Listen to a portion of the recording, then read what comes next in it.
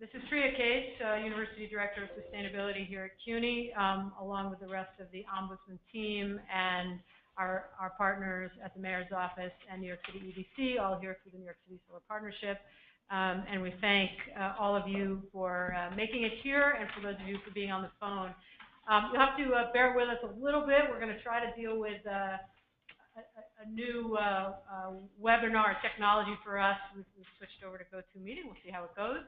And we're going to try to do a little survey and get a little feedback from you. But we have kind of a mix here because we have folks here in the audience, and we have many of you on the phone. But we want to hear from everybody. And I guess what I would like to say about that is when we hold these, especially when we're trying to get feedback from all of you who are experiencing the marketplace firsthand. It's great if you can be here in person, because the more that NYSERDA and CUNY and Mayor's Office and EDC and all of us here hear from you and see you in person, it's just easier to get that, to get that real feedback. But we're going to do our best to make it work here in a combination setting. So I wanted to just make sure a few things. First of all, many of you reached out to us during the PSC webinar and during this process that is going on that we know and love called REV. And David Sandback is going to give us a wonderful overview of where we are and what's happening and how to understand it. But I wanted to make sure that all of you understand CUNY and the partnership and where we sit in this regard, because we really heard from so many of you during the PSC webinar. We need your help. We don't understand this. How do we get involved? What can I be doing? I'm not sure how this is going to impact my business. And we want to be able to give you the information that we can give you when you need it, hopefully before it becomes a problem. We want to make sure that we are helping to engage you where you want to be engaged, and to make it easy for you to digest what's happening in a real-time way, and to be able to engage where you want to engage. So, we need your help in doing that, and we'll talk a little bit at the end of the meeting about what you all think you need, and how we, in the partnership from economic development, from the Mayor's Office around advocacy and participation in the PSC actions, and CUNY in terms of the work that we're doing through the Ombudsman that you all work with on a day-to-day basis. I want to remind everybody, state of the market, it's still that wonderful hockey stick curve. And I think everybody's goal is to keep it that way, and to make sure that what's happening is something that you can both understand and react to, and to make sure that your market and our market is continuing to move and meet those goals that we've all set. So with that, I wanted to ask a couple of key questions of all of you as we enter into sort of a general discussion with David, and I'm going to try to see if I can do this. We have a couple. If you guys all look online of your on the box on the right. Of course, absolutely. There's a login for those folks who are in the audience here for the wireless, so please feel free to use it. We want to know, were you involved in the process? Are you satisfied with the communication around the process? Do you have a concrete sense of how VDER is going to impact your business model? And are you concerned about what's coming next? Again, we've heard from a lot of you over the last few months, but we wanted to try to get a sense of that and to hear from you. So you'll see in that box on the right, there are poll questions, and I asked all of you online to participate in that. I just wanted to ask everyone in the audience here, just show of hands, how many of you were involved in the process around the VDER? Maybe went up to Albany or handed in comments along the way. Show of hands. Yes. Were you involved? Yes. Okay. Do you feel satisfied with the communications around the process? Do you feel like you knew what was going on? How many of you felt like you knew what was going on? Okay. Do you have a concrete sense of how you think VDER is going to impact your business model? Yes. For those of you who are not here, very few hands have been raising in most of those questions. How many of you are concerned about what you think is coming next for your business? So, okay.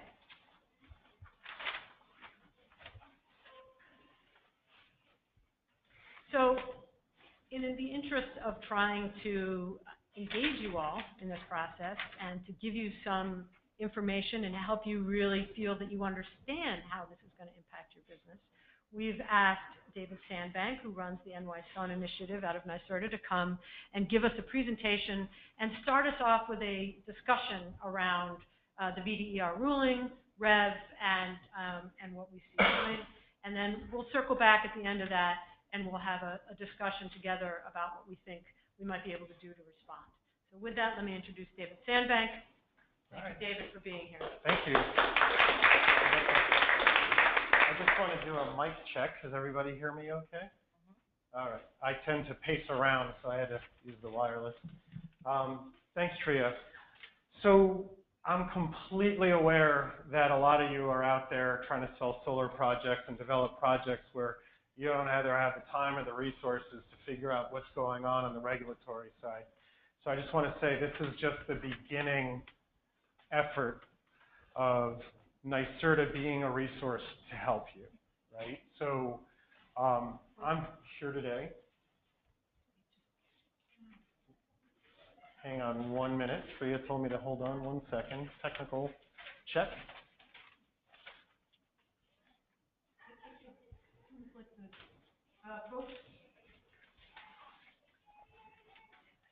I'll keep talking while Freya's trying to get this set.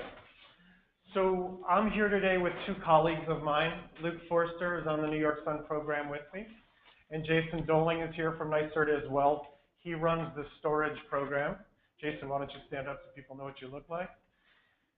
So storage is a very interesting story. Yeah. We're a very good combo together. Thank you. Part of the job for you. Yes.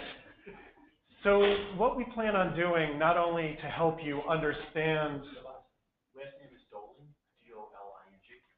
not only help you understand where we're at right now with the VDER order, but also to let you know that we're going to do a lot of things at NYSERDA to help you, not just in webinars.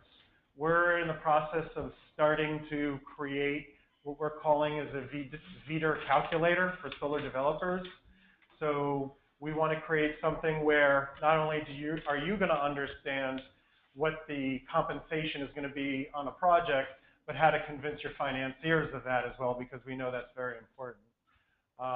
So we're going to create a whole VDER web page on the New York Sun site. It's going to be a series of tools to help you sell projects and really understand what's happening, and that's just one piece of it. So as I go through this presentation today, I'm going to give you the basic overview of what VDER is to a solar developer, right? And there's a lot to learn here.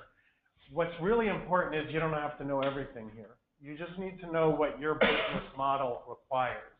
And there's different business models, right? Someone might just do commercial.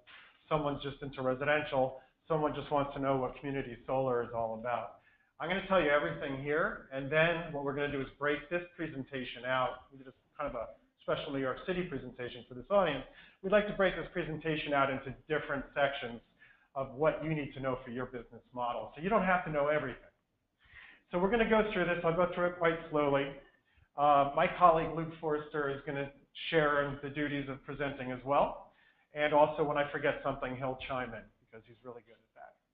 So the context of the order, it's all about REV, which is Reforming the Energy Vision. I think everybody knows what that is.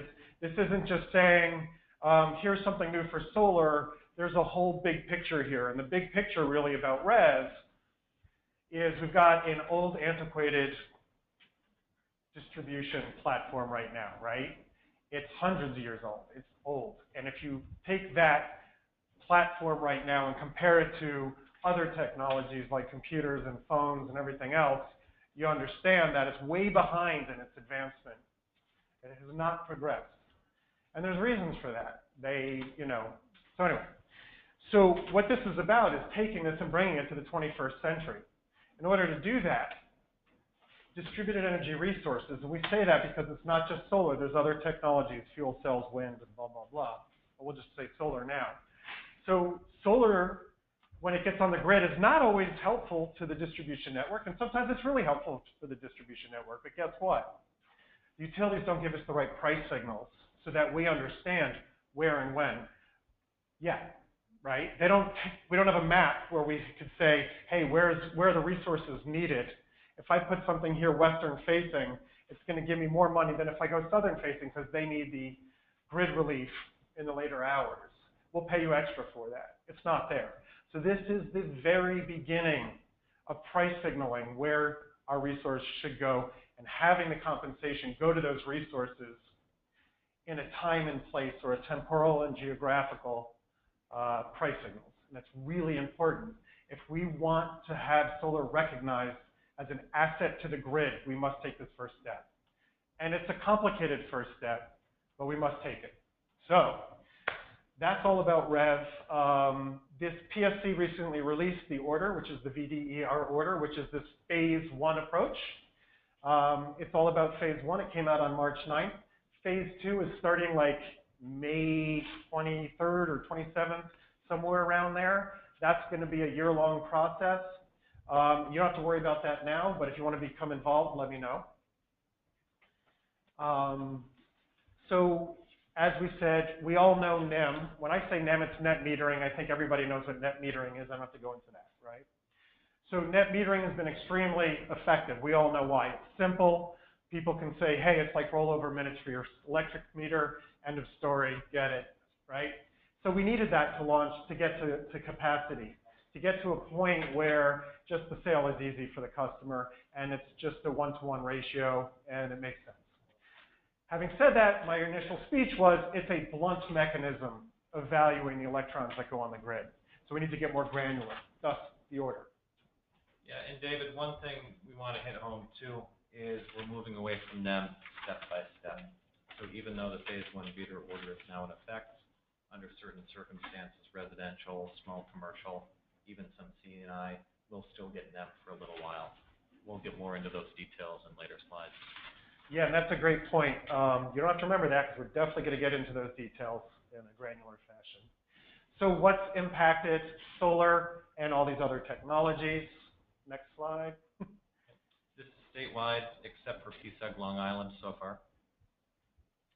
So the new Phase I VDER order is going to move towards monetary crediting for the value stack. We're going to get into that. So before we even get into that, I want to make sure everyone understands the difference between volumetric and monetary crediting. Right now, NEM is volumetric. And all that means is PV production exported to the grid is credited on the customer's utility bill in a 1-to-1 kilowatt-hour ratio. That's NEM. It works on a volumetric method. Monetary metering is completely different. It converts the energy production into dollars, right? So PV customer sees $1 credit on their energy bill rather than a kWh credit. I'll explain why this is important in a minute. So solar energy, really important to know.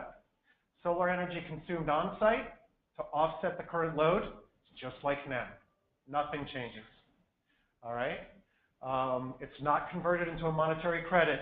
It's if you used 100 kilowatt hours on-site, that's 100 kilowatt hours you didn't pay the retail rate for. And I'll take questions and answers after I'm done, and we can go back to revisit some slides if you have some questions. So we're going to go into definition of project types, okay? This is really important. So to what Luke was alluding to, there's mass market, right? Mass market is non-demand customers, period, end of definition. It's all residential and small commercial that have non-demand meters. That is the definition of mass market. Large scale on-site, it's on-site projects for commercial customers that have demand meters or MHP. So it's your demand customers are what we're calling large scale on-site when the actual panels are on the site, whether it's in the ground mount, it doesn't matter, or the rooftop, that doesn't matter. It's offsetting the load behind the meter. So now remote net metering, everybody in New York City knows this very well. Remote net metering is off-site projects for non-residential customers where the credits are used to offset remote meters. When we talk about certain remote net metering projects already meeting specific criteria, what we're talking about in that second bullet are these grandfathered monetary credited remote net metered projects. I don't want to complicate this too much. They're not affected by this order whatsoever. They had another order. And so when I talk about remote net metering from here on in, it's new remote net metering projects, not grandfathered remote net metered projects that fall under another order because they had the monetary crediting. Then we have what's called community distributed generation. Again, community solar. They have to say community distributed generation because there's other technologies besides solar. At New York Sun, we just like saying community solar. So that's off-site projects located behind a non-residential host meter that provides bill credits to subscribed members. That is under another order that came out from the Public Service Commission. It's a large volume of our commercial industrial pipeline right now. We only have about 6 projects interconnected in the state with hundreds behind it waiting to go. Typically, this was important for New York City because it was an addendum in the order, this latest order, that you needed 10 or more members to have a community solar project. They've added, because of New York City's situation, that there's a waiver on that if it's a multifamily project. So if you're doing your typical multifamily project here in New York City and you want it, rather than interconnecting with 7 different apartment units, you can just go into 1 meter and you can have less than 10 members for multifamily. So those were the 3. Let's go back to the first one, mass market. Repetition is helpful on this. Those are 3 project types. We've got mass market, we've got commercial, a large scale on-site, and we've got remote metering, and then community. Those are the 4. I've been saying 3, my bad. 4 different project types. So let's now talk about how the compensation mechanisms for VDER is going to apply to those different market project types. So when I say compensation mechanisms, we're really talking about tariff categories. So net energy metering, NEM, as we know, it is what you know, right? It's no longer available for new projects.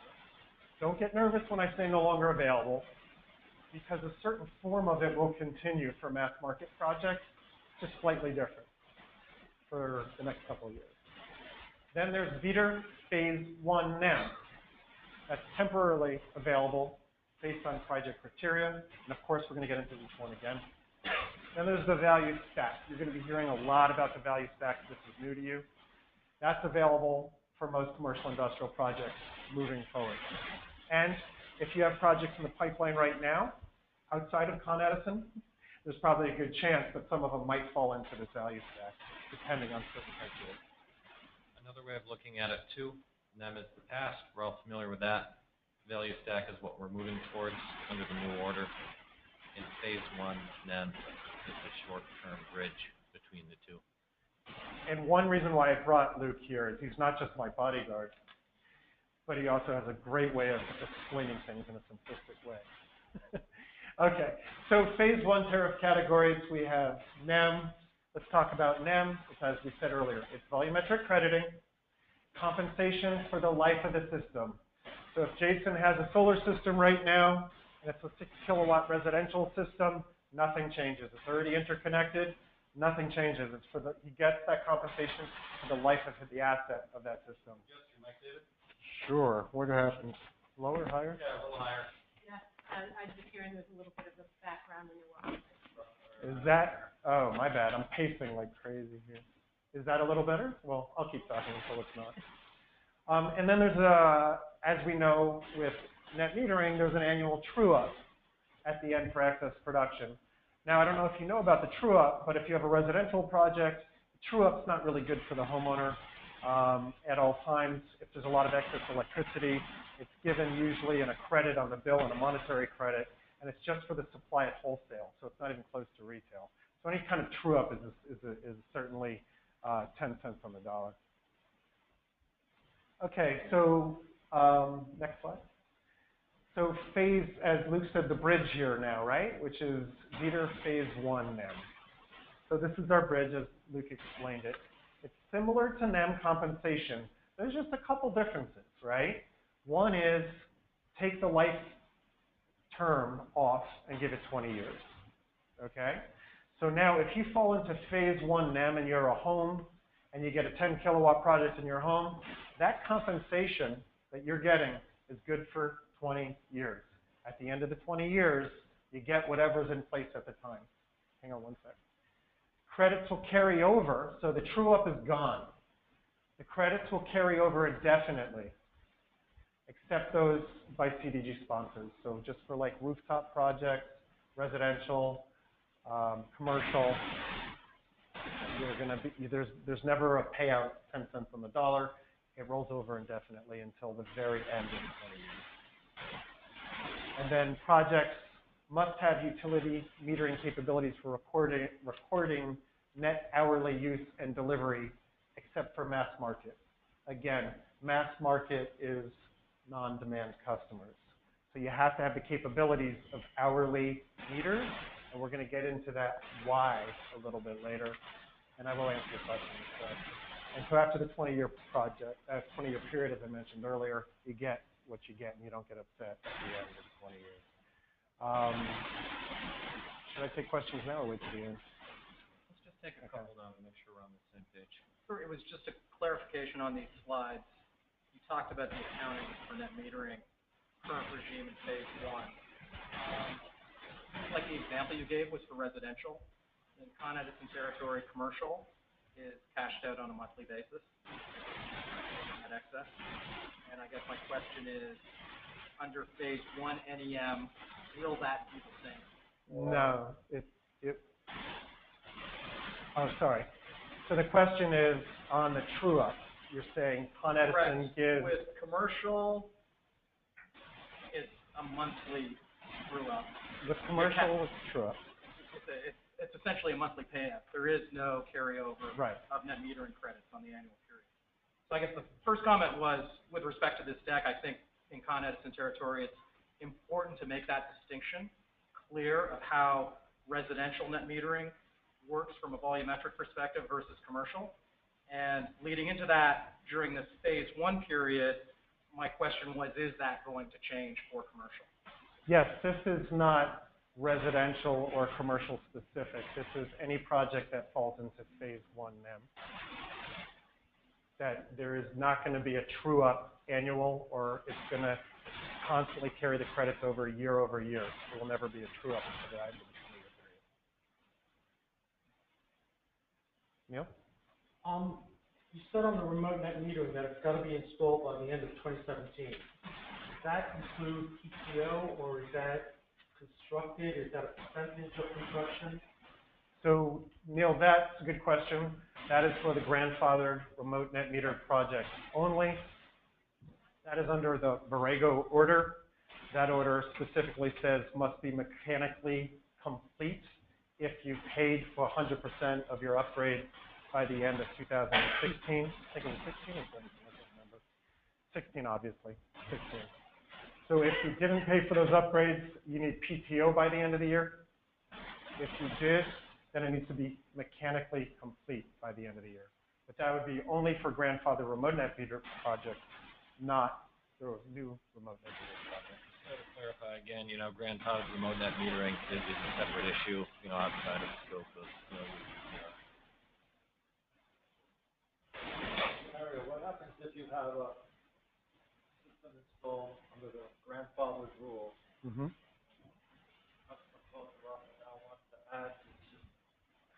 So I think we're getting too into the weeds on the grandfathered part. I have so much to cover here just on VDER only, but I welcome you to ask me those questions afterwards, because if I go down that rabbit hole, we're going to go down there for a while and it's going to get dark. But I'd be happy to help you after. provide a little bit more clarification on the paying 25% of connection upgrade costs? Because I'm thinking about a few projects I have where I've paid Con Ed for the Caesar study. They're currently looking at it. I don't have the results of that yet. Where does that kind of fall? Do I need to get the results of the Caesar study by June 9th and pay for? Can we talk about that in about 3 minutes? Because we're going to hit on that, and we'll make sure we get that in good detail. Yeah, I think, let me get through this, not answer questions now. Write your questions down. Let me get through the presentation, because the reason why I want to do that, I don't want everyone to forget about the project types. I don't want you to forget about the net metering and the phase one and VDER and value stack. If we start doing this now, I think it's going to be hard to retain everything. So let me get through most of this, and I'll stay here as long as you want to answer questions.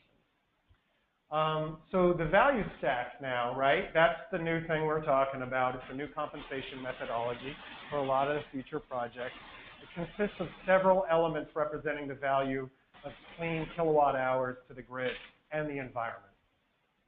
Some elements of the value stack are time and location sensitive, and the PV production in congested parts of the grid during peak demand time will be paid more, and CDG projects will receive an additional item on top of the value stack, which is called a market transition credit, to align compensation closer to the retail value of the residential customer.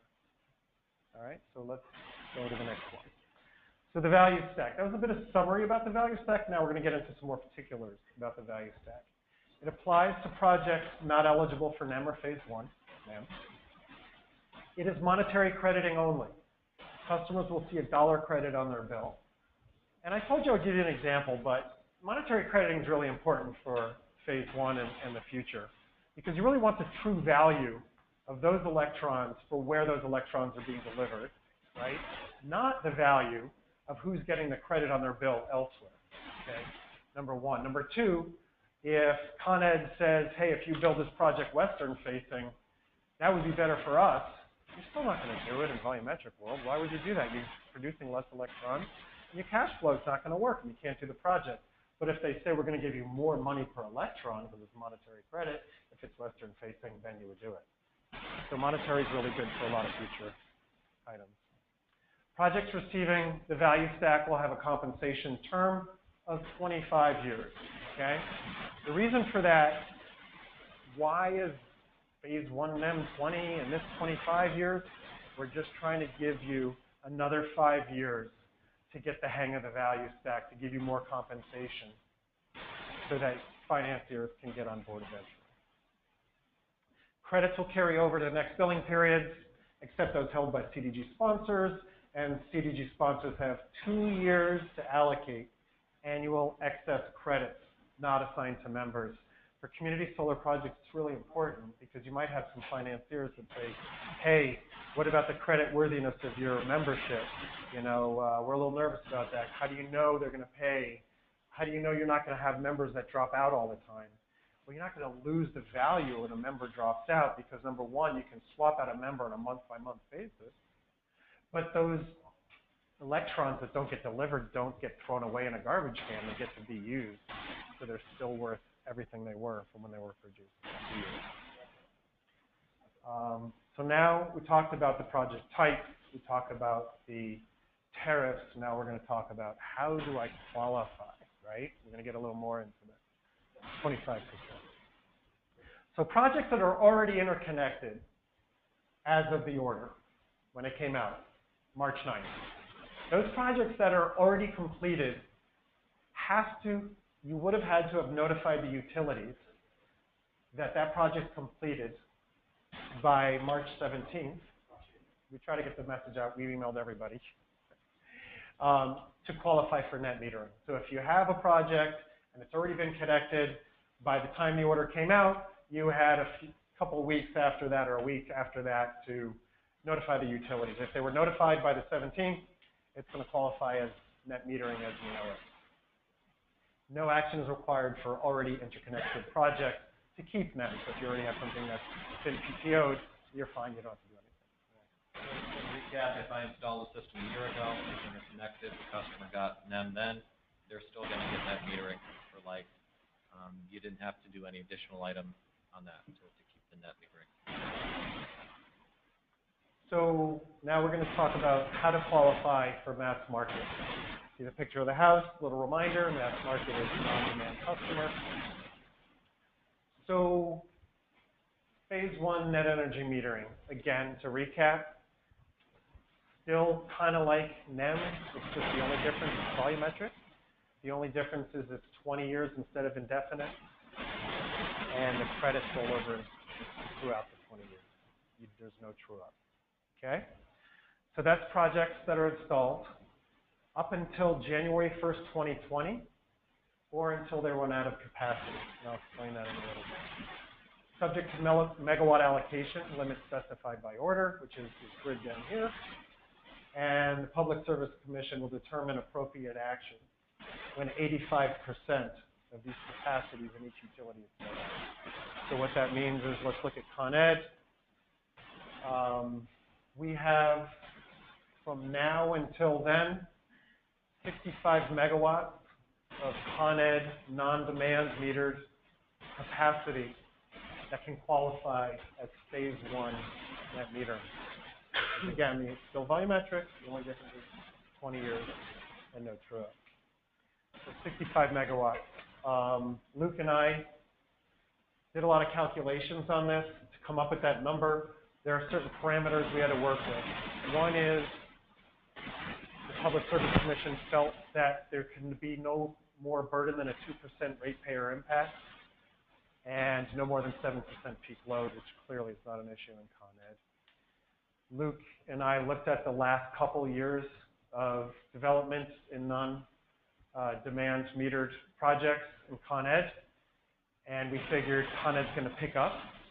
Con Ed's got the most residential projects in the entire state on a month-by-month basis now. Last month alone, there was 694 projects in 1 month that came in. And we took that into consideration on a path and came up with about 60, 65 megawatts to get us to that point. Having said that, if once we hit 85% of 65 megawatts, the commission has to act on what they're going to do before it changes.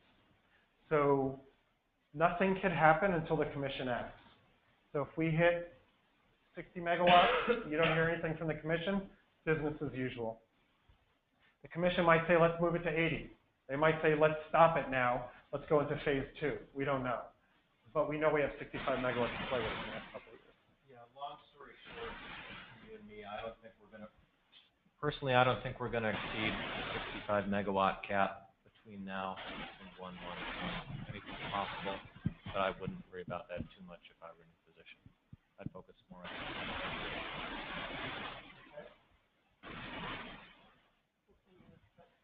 Okay, so hopefully you can hear me better now. Phase one net energy metering, how to qualify. This is pretty much rooftop, commercial, or remote net metered. To qualify for phase one NEM, a project must have made a payment of at least 25% of the interconnection upgrade costs, or if a CESAR is not required, an executed interconnection contract. Either one is fine. And what that means is you need to have skin in the game, where you either have done enough preliminary development on a project where you have the okay from the utility company and they have a signed contract, or you've at least paid for 25% of the system upgrades.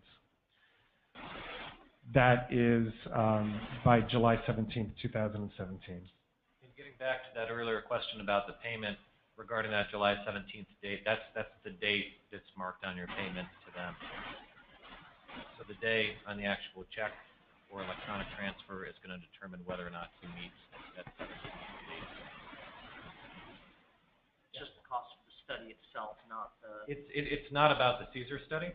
It's about if the utility comes back and says, yes, we need to upgrade lines, we need to upgrade the transformer. They're talking about 25% of the payment on the construction upgrades. There are no construction upgrades? Then they look for the executed SIR.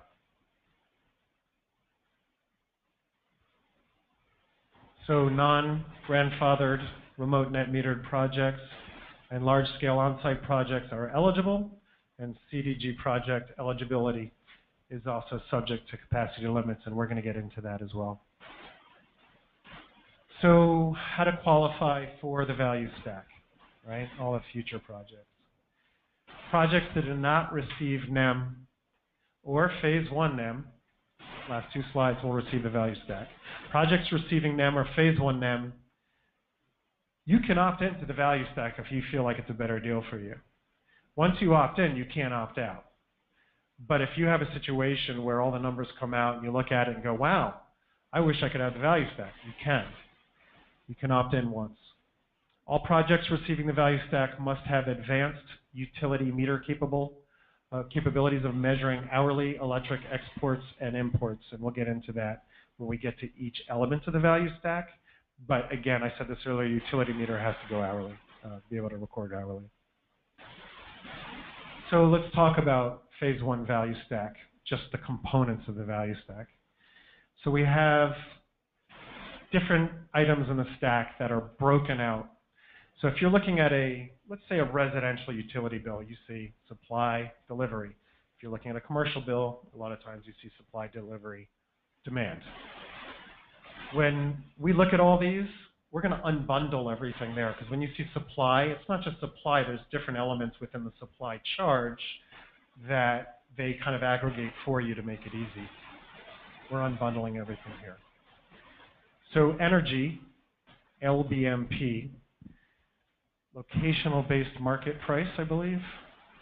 Marginal price. Thank you, Jason. That's why I have Jason here. The current wholesale energy price, and it changes hourly. So on your supply side of the retail bill is LBMP energy, and its capacity, ICAP as well. So ICAP capacity is going to mirror the capacity credit currently provided under NEM. This does change over time. So both the supply portion of your bill, the LBMP, which is energy, and the capacity are both variable. They change hourly. The environmental benefit in the stack is, hey, this project is going to offset the carbon footprint. We got to make sure that the solar system gets recognized for that environmental benefit. That is not variable. It's locked in when you interconnect the project for the amount of time that you have, whether it's 20 or 25 years or 25 years, it's locked in for the 25 years at one value. Avoided demand, which is your D value, is based on amount the system will reduce the distribution's grid peak demand, the D. It's kind of like delivery. LSRV is kind of like demand, but it's locationally specific, right? So it's additional value for location-specific congestion relief and distribution network. So you can have every element here. LSRV, because it's locational specific, it's not going to be on every project. It's only going to be on the projects that are in the locations that are predefined by the utilities. And we'll show you a map of what Con Edison proposed for their locational values. MTC is market transition credit. We're going to go into that in a minute. And what that market transition credit is an additional value on the stack. It takes place of the D, but the reason for a market transition credit is to say, hey, we know the value stack's not enough to offset a residential customer bill. So we're going to put an extra value on the stack as a transitional element for this Phase I portion so that you can have residential customers and offset their bill at an equal or less than rate. And we'll get into that in a second. So, on this slide? Yes. So of all these that you just outlined, how many are variable and how many are fixed? We're going to get into every single one of these in full detail in a sec, so I will answer that question, okay? Sure. And that question was how many are variable and how many are fixed? I could tell you now, but it'd be easier because I have graphics that'll make it a little more digestible, okay? Anything to add, Luke? Yeah, this is complicated. I know we have a lot of acronyms. It's alphabet soup up there. We are working to simplify it and produce some resources for installers and developers to help you calculate, the actual dollars and cents you can expect from a given project. we're working on that. We're going to, work with DPS and some contractors on that. I do have one question on that slide, which might be easier to explain now for you guys. The market transition credit includes D. Let's move on with the slides, because I promise you I'm going to answer these questions. It's what I hope to do in this presentation was give you the visuals that make it easier for you to understand when I'm addressing that, so that it's too hard when it's words, right? It's just too much to digest. So this is kind of like a phase one value stack of the components. What we try to do here is show you on the left a retail rate bill. Let's say it's residential. And so you see your commodity, which is supply. You have your delivery and a surcharge. As I mentioned earlier, the middle chart, the value stack, it's not as high as the residential retail rate. Even with the LBMP, the capacity, the E value, and the avoided D, you're just not high enough to offset a residential customer. So that's why if it's a community solar project, and if only it's a community solar project, we have the column all the way on the right, that's the value stack, right, plus an MTC that takes place of D, that'll get you to the NEM rate. And that's the reason for the MTC. So the value stack has LBMP, capacity E and D. Only when it's a community solar project do you not have D. The kind of MTC steps over that and brings you up to NEM in these certain tranches, which we'll get into. So that's just kind of like what the value stack looks like. Again, I'm going to get into every single one of these step by step. So this is just a wide shot. We're going to drill in soon. Okay, great.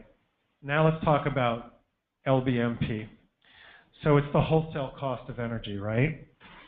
Actually, what I'm going to do is, I'm sure everyone's getting sick of my voice. I'm going to hand this over to Luke Forster now. And we didn't bring him down to Albany to sit here and hit the arrow to advance slides. So I'm going to let him chip in, and he's really good at this. I'll learn my key. Yeah, I'm going to turn one up. All right, so basically, the only thing you need to know here is this is the wholesale cost of energy. This is, the market rate that this is the market rate that the utilities pay, through NYSO. It's going to change based on current demand on the grid. So on August, when it's muggy, everyone's running their air conditioners, and the prices spike. That's reflected here. This is the wholesale price of energy. It changes over time. It's going to be different in different parts of the state, different utility by utility, and different price throughout the day. Capacity, known as ICAP, it basically reflects the site's share of generation capacity on the grid. Realistically, we don't need to go too deep into the details on this. It's variable. It's similar to what's currently built into the residential electric bill today. E, this is where it gets a little bit more interesting. This, as David indicated, there's the notion that a clean kilowatt hour has benefits to the grid, benefits to society, and we want to reflect that, in a monetary compensation method here. So E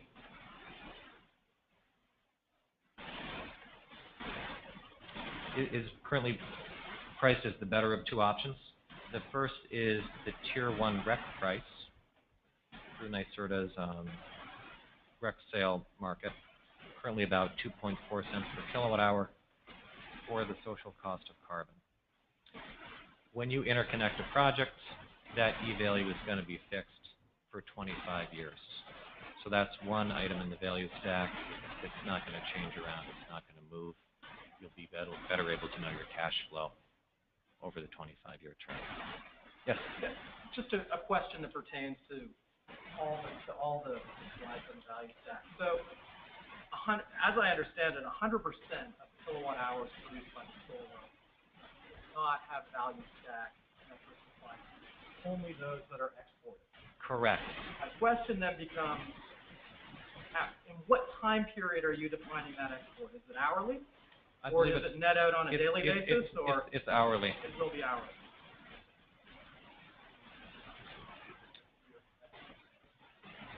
Correct. And David raises a good point. You know, the individual items are calculated using different metrics. But as you indicated, let's say I produce 100 kilowatt hours between noon and 1 p.m. I consume 60 of those kilowatt hours on site. I'm only feeding or injecting 40 kilowatt hours to the grid. So those 40 kilowatt hours during that hour are going to go through the value stack and achieve some sort of monetary value. But those 40 kilowatt hours that were injected between noon and 1 are not offset later on in the day when the building goes back to being net consumed. Correct, because we're getting away from volumetric. Hour. Yep, set at the hour. So when I look at my Con Ed bill at the end of the day, it won't say, hey, you're 40 kilowatt hours to the good. It'll say you're whatever, $4, $40 credited on your bill. So in other words, Con Ed keeps track of the dollars, but not the kilowatt hours. There's a reporting element we need to get into. Yeah, we can dig deeper at the end. Yeah. In the meantime, let's move ahead. That was a good question, though. Thank you. Yeah.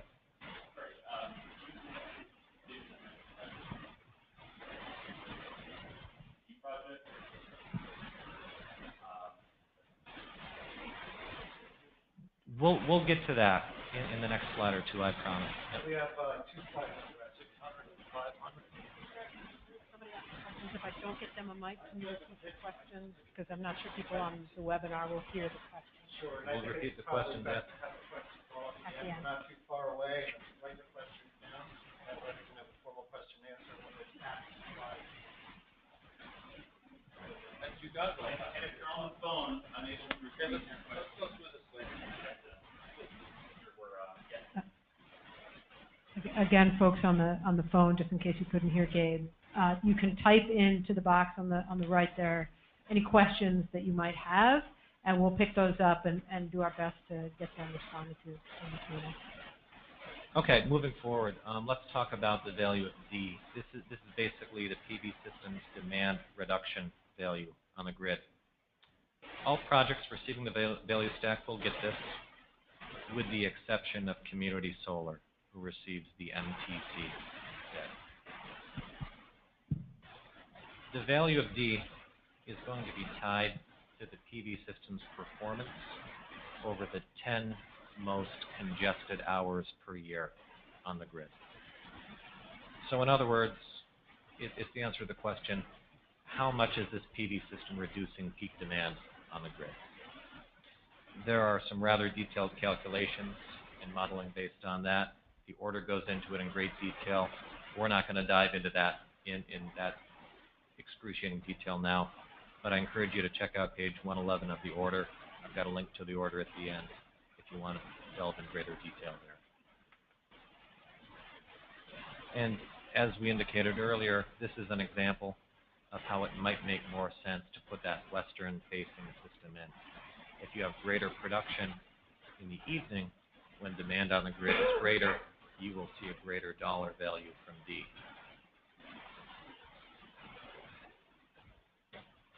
And the last one we're talking about here is that locational system relief value, LSRV. This is just a locational adder. Each of the utilities is going to identify specific areas in their territory where they have an especially high need for PV distributed generation, and they're going to offer additional compensation for production in those areas. Again, it's going to be tied to the 10 hours of the year of highest grid demand, and the LSRV value is going to be paid out for 10 years of the project, not 20, not 25, but the first 10. Con Ed has already identified these areas, and I've got a map for you.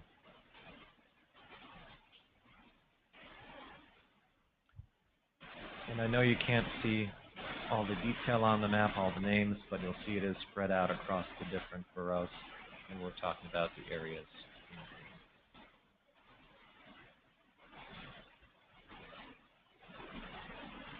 One thing to consider, too, is although Con Ed has released this map, they haven't set an exact dollar value for the LSRV or an exact capacity value. For instance, if we have multiple large systems put on the same single area, they're no longer going to have that need for additional PV. So some of these areas will go away as capacity events. Next thing I want to talk about is the Market Transition Credit, MTC. This is an additional item on the value stack. It's only for community solar, but it's also available for mass market that opts into the value stack. Realistically, we don't think that's going to be a large number of projects. So for the sake of today's conversation, let's just focus on the community solar aspect of it. Why is this added? Why does community solar get an additional item? The philosophy behind that is we have this great community solar structure business model. It's just emerging in New York State. We want to give that a little additional support for the next few years, try to keep that alive until at least a couple hundred megawatts or so. That's why community solar is getting this additional item on their value stack for now. MTC is applied to community solar projects to their mass market membership. In other words, if I've got a community solar project, I've got 75% of that power going to residential customers and 30% going to large commercial customers. I'm going to get the MTC on 75% of my project, and I'll get D. Remember D from the value stack? I'll get that on the other 30%. So it's prorated based on the share of your community solar project that goes to mass market. The mass market will be calculated by each utility and set once following the Phase I order, and it applies for 25 years. So when you go to interconnect your project, you'll know exactly what that MTC value will be for 25 years. That's fixed. You don't have to worry about that changing and being variable over time.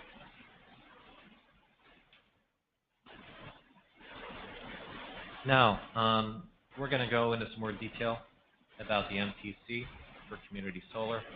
Again, I want to reiterate, this applies to community solar only. If your business model doesn't include community solar, please don't get too worried about this here. So as I mentioned earlier, the notion behind the MTC, the Market Transition Credit, is to provide additional support for community solar. That support is going to step down gradually over time.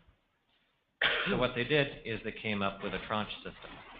Tranche meaning blocks, basically.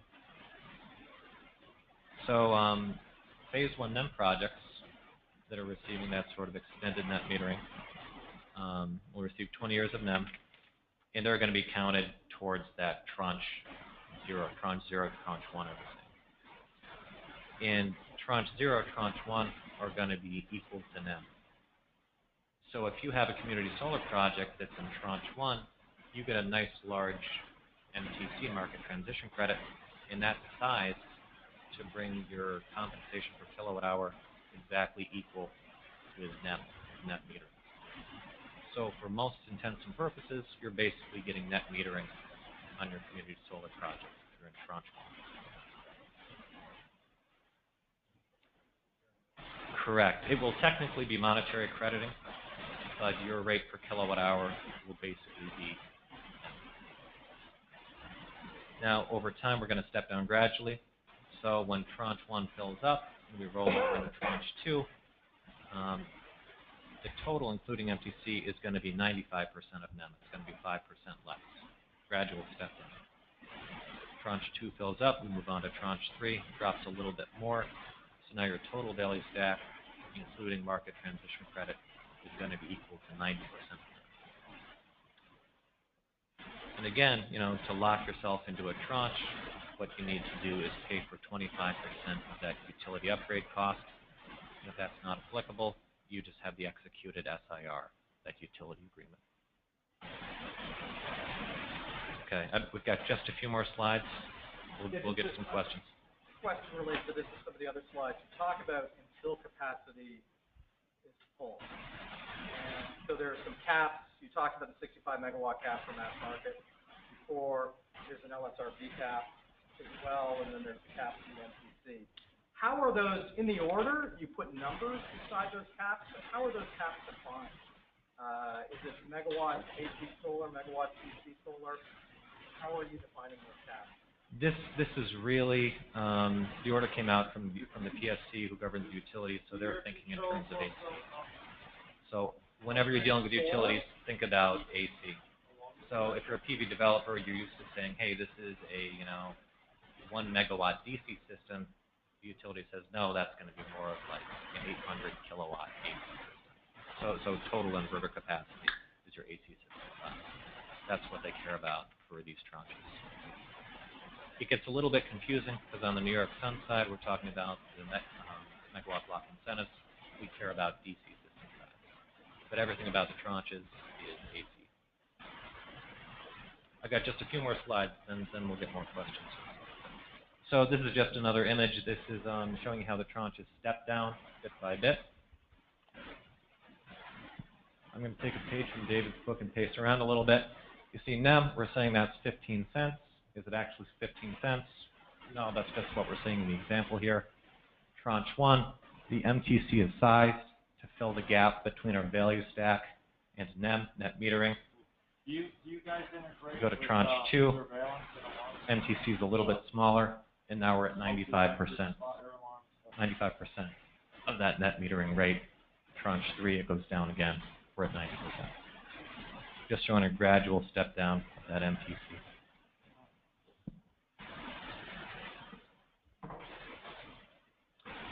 Okay, so if you take a look in the order, one item they have is really this chart showing how big the tranches are. And again, this is all in megawatts AC.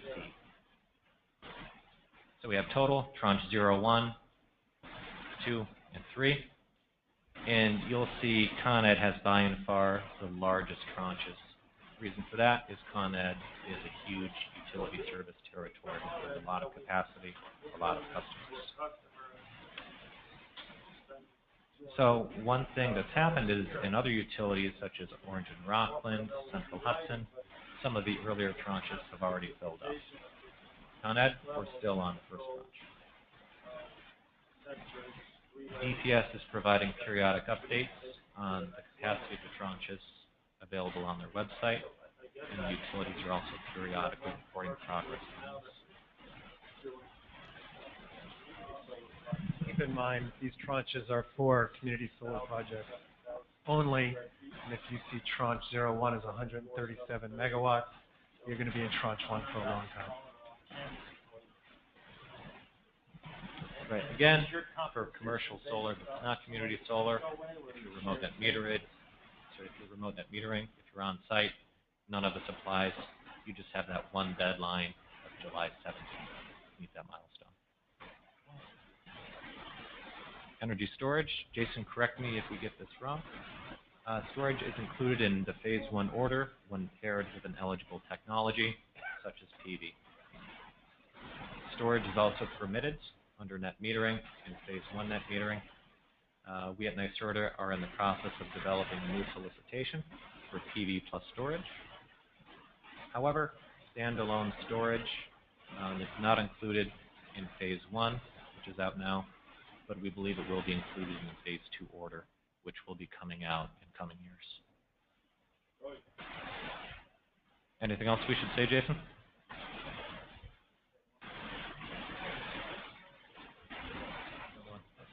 Just a quick point to add. So the third bullet, which is talking about I would call it an offering even more than a solicitation, is really intended to be focused on those places where the combined asset is adding more system value than would be done otherwise individually. And so we will continue to talk with the developer community in structuring that. The idea is to make it as simple as possible, not to add more complexity to something that's already complex, and to make the user experience easy. So what I think that's going to likely mean is if you are within New York Sun already, this will be within that program. It will be an opportunity available for certain types of projects in the locations where there's really good value associated with those. The timing of that we're expecting is going to be after the implementation order from the commission, which will be I'm hearing August, September-ish timeframe. Till June and then, yeah, I think July, okay. Thank you. There's been a lot of talk recently about RECs, renewable energy certificates, a lot of confusion. If there's one item you need to know about RECs under the Phase I order, it's that they're generally non-monetizable. If you're looking to install a PV system and redeem those RECs for an additional monetary value or sell them to someone else, that's generally not possible under the order. We have a few additional points I just want to touch on real quick. If you're getting the value stack. NYSERDA has the NIGATS database for tracking and registering RECs. One REC is 1 megawatt hour. You can receive non-tradable, non-transferable RECs for certain types of projects. Again, those cannot be monetized, those cannot be sold for value. However, that does give you basically the bragging rights of a certain amount of clean energy production. Sure. Just want to add that some of you might have worked with some maybe Fortune 500 companies where the sustainable aspect to this is really important. So if that's the case, if you want to get the New York Sun incentive and the value stack, you can forego the E value in the value stack and turn it down at interconnection. The default is to get the E. If you don't say anything, you're going to get the E in the value stack. If you tell the utility companies you do not want the E, you are not going to get the E value. You will get the RECs, but they're not tradable or monetizable. So you only can get them for, what's the word, Jason? You know, really just the environmental benefit, the compliance only. You're not going to get them to trade. So essentially you're giving up 2.44 cents for the E value. I don't see that happening quite often because it's too big of a value, especially over a 25-year period. And you might be able to purchase RECs at a much cheaper value outside of New York. So again, Luke brought up the really good point that if you're receiving the value stack, you cannot have any monetizable RECs at all. Thank you. And that's basically what the second slide says here is in the value stack, you have the option of receiving either E, 2.4 cents per kilowatt hour, or those non-tradable RECs that you can't redeem for monetary value. We have a special email address if you have questions specific to RECs. It's attributes@nyserda.my.gov. So, we covered a lot of different items here. In a nutshell, what are the main takeaways that we want to share with you for your business model here? For mass market, residential, projects installed before 2020 will still receive net metering. It will be for 20 years, not for the life of the system. And there's no more annual or for counted monthly true up. Those kilowatt hours keep on rolling over and over and over. So if you oversize the system for a customer, they're not going to get that true up. Those kilowatt hours are just going to keep on mounting higher and higher and higher. Remote net metering. If you already have the certain deal under grandfathered remote net metering, you will still receive that, provided that you meet all the conditions under that previous order, such as completion by the end of 2017. Other remote net metering projects, as well as on-site commercial, will receive net metering, but you need to pay that 25% utility upgrade cost or have the executed SIR by July 17th. That's 90 days of the order. If not, you'll receive the value stack instead. Community solar projects will receive Phase I net metering, or you'll be in one of the tranches, depending on how quickly those tranches fill up and whether or not you pay for that 25% utility upgrade and the date you pay it on. DPS has developed a sub-web page on their website where they're tracking things like tranche capacity. I have a link there, dps.ny.gov/VDER. And the New York Sun website is going to be improved and expanded on in the coming weeks to include more resources like this as well. The exact values for the value stack components will be set this summer. I know the utilities have a deadline of May 1st to provide certain calculations such as the MTC calculations. So I know we have a lot of unknowns here, but details are coming out and will continue to come out this summer. Can I get you in 60 seconds, Janet? We're almost done here. So if you're installing in New York City or Con Ed, you know, what are the really specific things that we want you to take away here? For CDG, that Con Ed Tranche 1 is awfully big, less than 2% full already. And I personally think we're unlikely to hit 137 megawatts of community solar and Con Ed anytime soon. So that NEM equivalent Tranche 1, where compensation is equal to net metering, I think that offer is going to be on the table for a good long while in Con Ed. Additionally, we've still got a New York City incentive, 61 cents per watt for the commercial industrial program. Plus, you have some pretty large locational adders in Con Ed under value VDER. What that means is large-scale PV in Con Ed is looking pretty good for now. And again, keep in mind that community solar, you can now do it on multifamily buildings with less than 10 customers.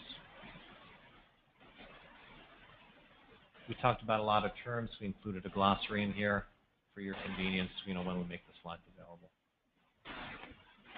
Timeline of some important dates relating to the order. You can see we're already coming up at the end of April. We're going to be working on Phase 2 in the coming months. That's going to be underway. And again, July 17th is that magic date to lock yourself into net metering, Phase 1 net metering. We have a couple links here. Again, that DPS website, email address for questions on RECs. And again, the New York Sun website will continue to have more resources posted on it. Okay, we covered a lot. I think now's a good time to open it up wide for questions, and we'll do the best we can. Sir.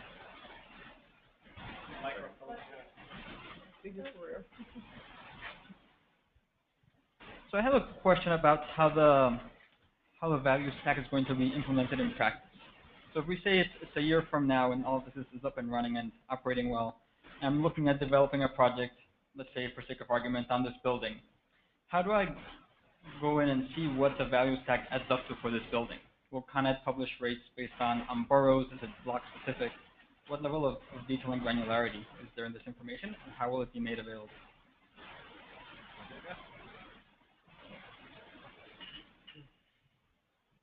So that's a really good question. I wish I had a full answer for you. I don't. Right now, we're still in the implementation phase. So as Luke said, May 1st is a deadline for the utilities to get us some values. And the values are going to be different for each utility, both by numbers and location. So what we plan on doing, if these values come out and it's too scattered and complicated, NYSERDA will kind of take the lead on aggregating all this and putting it into one site so that it's easier for you to look at. But it's a little premature for us to have a full answer for you, but that's a completely legitimate question. I can say that is, if that question can't be answered by the time implementation happens, then this will fail, so it has to be answered, so we need to get there. So just to follow up on that, so will the obligation for that public education piece, if you will that fall upon NYSERDA or Con Edison? So right now, the Department of Public Service is really the one who makes the decisions there. What we're acting as kind of strategic and consultative partners with the Department of Public Service. So it's up to them to say how things are implemented. If they're implemented in a way that's overly complicated, they would be happy for NYSERDA to simplify it in a one-stop shop method, and that's what we plan to do if everything comes out in a very scattered way.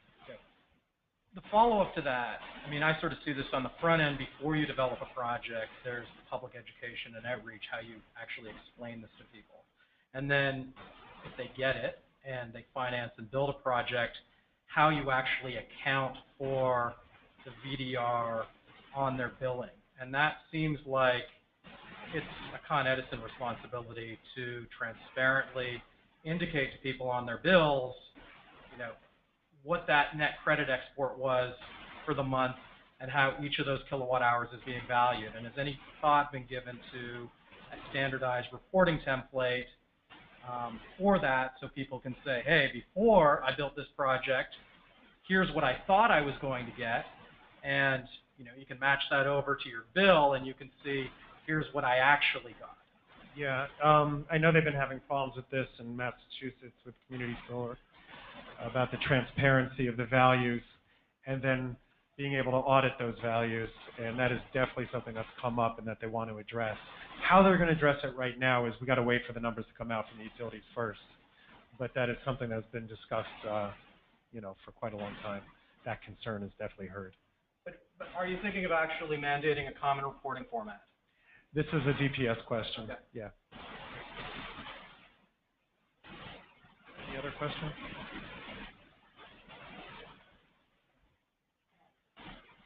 If it's okay, I'll ask my question quickly. As far as the New York Sun incentives go, I understand that there's no changes coming particularly related to this. However, the strategic zones for the New York Sun incentives in New York City, I understand, were created with that additional 20% incentive, partially in mind to address some of these demand capacity questions. Are there any conversations about removing that additional strategic zone incentive in light of this Phase I order? Excellent questions. They'll most likely go away. What's the timeline? Late summer, early fall.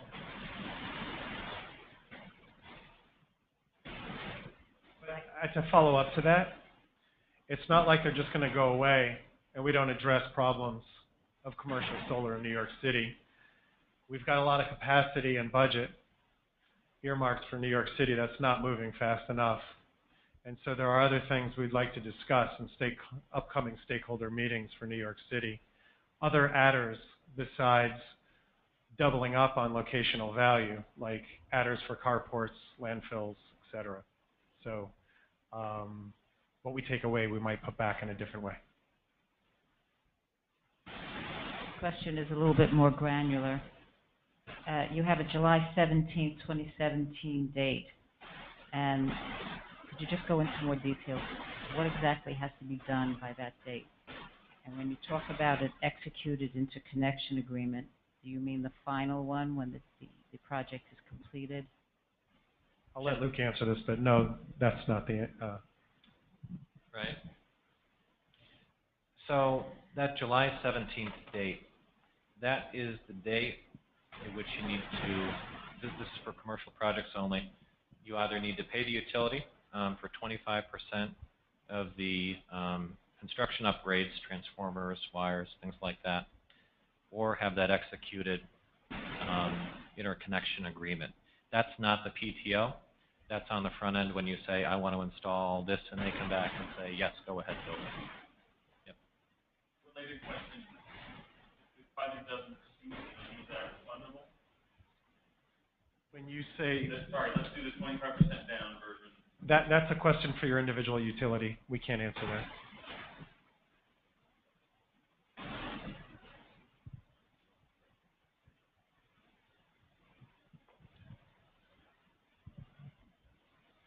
First of all, I'd like to say thank you for taking the time to have this meeting and explain everything. I empathize with the position that you're in because as you went through the presentation, there is a plethora of question marks that come up throughout the presentation. So thanks for your patience as questions cropped up throughout this. The question that I asked was about variables in the value stack. And I'd like to go over that right now if we could. And I know that the details in the value stack are not out yet, but if just going, if you go back to the slide. Yeah, what we're going to do is we'll bring those slides up and we'll go through each item in the value stack and talk about its variability, if it is variable or not, and how it is. So, great. Yep. Next one, forwards. Okay. Yep. You want to go to the picture, or you want to stick with this one? Stick with this one, Liz? I'd like to run down these one by one. Does that work for you?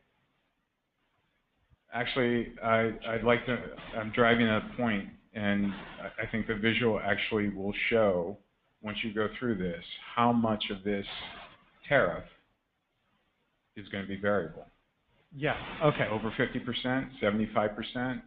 Well, let's go through one by one, because I certainly haven't broken out my agreed. calculator by percentage on this. So, LBMP is variable. LBMP is a wholesale cost. It's variable by the hour, and it's going to day-ahead pricing. So, that's set by the NISO. One thing I want to touch on now. I know it's scary that there are so many variable items, but for context, if I'm an installer and I sell a residential project today, I don't know if my customer is going to be paying Con Ed 23 cents, 26 cents, 25 cents tomorrow. I just want to emphasize that there's currently some of this variability built into net metering. Just saying that. Okay, so LBMP, okay, let's talk about LBMP for a little bit. Right now on, let's say, a residential bill, they have LBMP and capacity together to form supply. What the utility company does, to make it simple for billing purposes, is they combine the two for the supply, and they take it on a monthly basis, average it out, and charge you for it.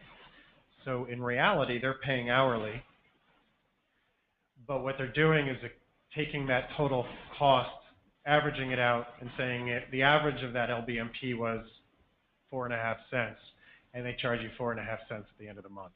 It's like a credit card. They don't charge you for the interest rate every time you use it. They just give you the average at the end, right? So that's LBMP. Right now, what they're doing is moving towards where the wholesale market price triggers are, and they're doing it hourly. You get those signals day ahead if you're going to really play the game and you have storage and you want to increase that. A lot of people are telling me, and I'm not an LBMP expert, nor do I pretend to be one, nor did I even sleep in a Holiday Inn Express last night. But the LBMP, they're telling me, in most areas will be very friendly for solar, because a lot of times the price will go up when the solar is producing more electricity, and down maybe when it's at night. So that's something that could be a possibility. I just can't guarantee it. So that is variable by the hour, and they give you a day-ahead price. Yes? And is it set for the entire utility, or is it divided into smaller sections than that? So the question was, is it set for the entire utility, or is it divided into sections? And I can't remember the answer to that. Hopefully Luke does. Wouldn't this Jason know? It's in zones. NISO zones. Jason Doling said it's NISO zones. So it's not by the node. I don't think so. No. I don't think so. No. If any of these utilities have like hundreds of substations, and I don't think anyone has the appetite for chasing down that many different price points. There will be one hourly price for Con Edison territory. Yeah, not for the whole territory. It's probably by NISO zone. And I will say that, as I said, I'm not an expert in this, and I'm learning when you're learning, honestly. Like, this is all new. And I find this intellectually fascinating. Sorry Yeah, for I'm all glad you do. I don't anymore. I used to.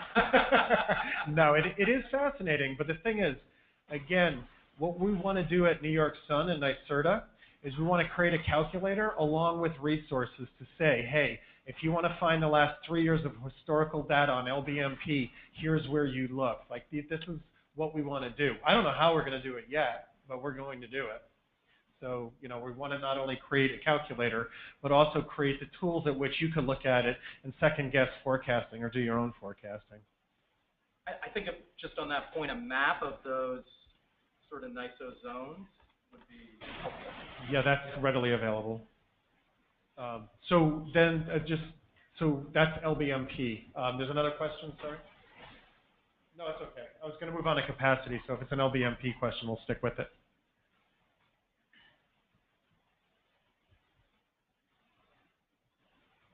Is there a question there? No? Oh, okay. All right, so I think it's helpful for people to see this if they haven't seen it. so here's the NISO website. I'll go back to Google Images.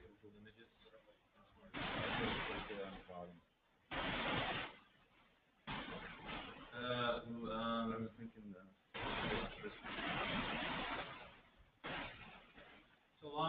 short, NYSO, New York Independent System Operator, divided the state up into, I think it's about 14 different regions. Most utilities cover a couple different zones. I don't know what we're looking at here. This is roughly where the zones are. So you can see this is Con Ed. I think it's zones I, J, and yep. So long story short, Con Ed has about 3 different NYSO zones there. So that's LBMP. It's variable on an hourly basis. Then if we go to, thanks Luke, capacity, that's variable as well. What they're trying to do with capacity is make it simple for solar and say, hey, if the total supply cost of the bill for that month is, let's say the total LBMP cost on that bill is 4 cents, and your total supply charge is 8 cents for the retail bill, they're going to say, well, capacity is the other 4 cents. They're not going to hold you accountable at this point for making sure you hit the 1 hour of a year that capacity really is judged on and compensated for. So they're just going to say it's the same as NEM on the retail rate. So if we want to really, really simplify things and trot down a few details, throw away capacity and LBMP and just call that supply, like you see on supply on your customer's residential utility bill. Generally about it. Yeah, absolutely. For capacity, is there going to be a seasonal adder? I mean, in PJM, as you know, solar actually gets a fairly high capacity factor. It's 30% because they value capacity for solar during the peak season. And that's what I'm curious in this is if there's something similar to value capacity during that peak summer season and hence assign solar a higher capacity value in the ICAP. So David passed me the mic. So the answer is yes. There's a summer capacity period, which is worth more, and then a winter period, right? And for those, this was new to me as well, about a year ago. So really what this is like an insurance policy for those who haven't paid attention to this. And it's the wholesale system's way of guaranteeing that there will be generation in that zone when it's needed so that the system stays reliable. So this is basically a payment to generators to guarantee that on that hottest day during the summer, the system will stay operating. But the answer is yes. There's a summer piece and a winter piece, and the number changes. Thanks, Jason. I also want to add that this whole same as NEM value for capacity is for intermittent technology only. So if you have solar plus storage, it's not going to have that automatic same as NEM value. You're probably going to go into an option 1 or option 2. These options are not options for you to pick. It's just they haven't been decided yet by the commission. So E value fixed. End of story. No questions. No answers. I have a question. So I'm just kidding around.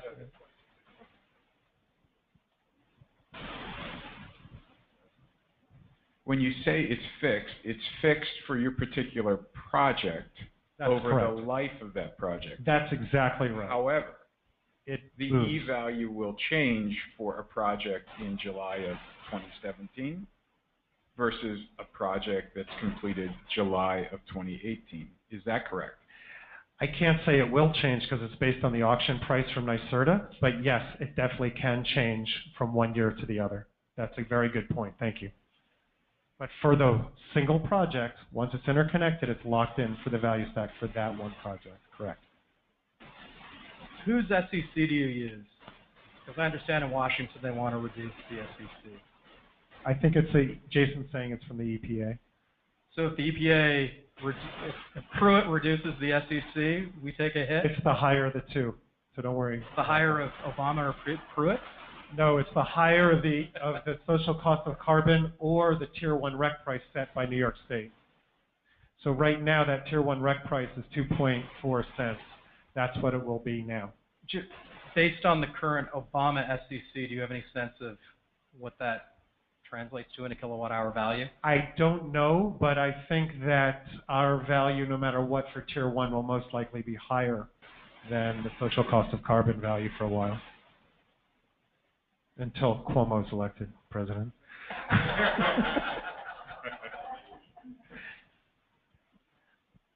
All right, one thing I want to touch on real quick that we didn't really talk about earlier. Supply, avoided D is basically your demand. So if I've got on-site commercial customer, how does it work under net metering now? I'm offsetting his supply, I'm offsetting his demand, and well, gosh golly, I'm getting an extra 2.4 cents here. So what I'm trying to get at here is under the value stack, under certain sites, it may actually be significantly more attractive than net metering because you've got that additional E value and you may have that LSRV. You need to look at the specific site, but under certain circumstances, it may be better under the value stack than under net. That's a good point. From what I understand, and we don't know until these values come out yet, that it's very likely that Con Ed will not be a higher value in the stack than it is in NEM. It might be about equal. But when you're looking at, let's say, RG&E or National Grid or NYSEG, we're looking through our projections and seeing the value stack being a couple cents higher than the NEM cost. So for remote net metering, new remote net metered projects or rooftop commercial projects, there might be a better value for the solar systems than under NEM because of the delivery cost is so low up there. Okay, last item we're going to hit on a recap of the value stack is avoided D, demand reduction value. Again, you either get D or MTC. Community solar is going to get MTC. Non-community solar projects are going to get avoided D. All right, so some of these early questions are just about the mechanics.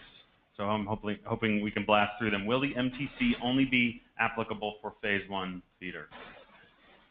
That's unknown right now. There's a chance of that and not a chance. It depends on getting through it. You know, that's going to be a decision that's going to have to be made.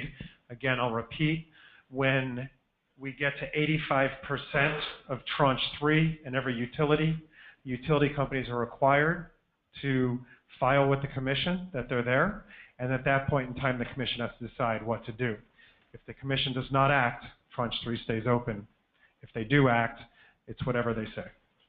As my project moves through the tranches, as we move through it, does my project also move through, or am I locked into my stack for my tranche when I guess get PTO? So that sounds like a trick question, because I don't understand it. But what I can say is I'll repeat what happens to get into a tranche. So let's say in Con Ed, we're Tranche 1. It's September 2017. How do I get into Tranche 1? I either pay 25% of my interconnection upgrade costs, or I have an executed SIR contract agreement with the utility company. I am in Tranche 1. At that point in time, the timing of that is going to go to the queue management order. And the queue management order, they're going to have a certain amount of time to get through. Once they pay the 25%, they have a certain amount of time to pay the 100%. Once they have an executed agreement, they have a certain amount of time to act. So at that point in time, the timing is on the interconnection queue management order and not this. I don't think it was a timing question. I think it was so let's say that we then move to Tranche 2. Oh, you stay in Tranche 1. Does my compensation drop? Thank you for clarifying. I didn't get that, but now I do. No, again, your timing is all in the interconnection queue management. You will hold on to Tranche 1 value stack until you move forwards on your when you move forwards on your project, you'll still get the compensation from Tranche 1. If you 20 years? 25 years. 25. If you get kicked out of the interconnection queue management, queue, or I should say, and you come back in, you have to come back in whatever tranche is available at that point in time. Can the monetary credits for kilowatt hour production be applied to demand charges on the customer's utility account? Yes. It's money. Yes, it's money. It could probably compensate. From what I understand, this is the beauty of the monetary crediting. It can cover your supply, your delivery, the demand. and I think even maybe the basic service charge. I don't think the dollar value is applied to a certain charge. You just see a line item on your bill plus $50 credit. I think this goes to maybe some confusion some people are having about the NYSERDA megawatt block program and compensation through NEM or VDER. Is it likely that the value stack will be better for a C&I customer than the present megawatt block program?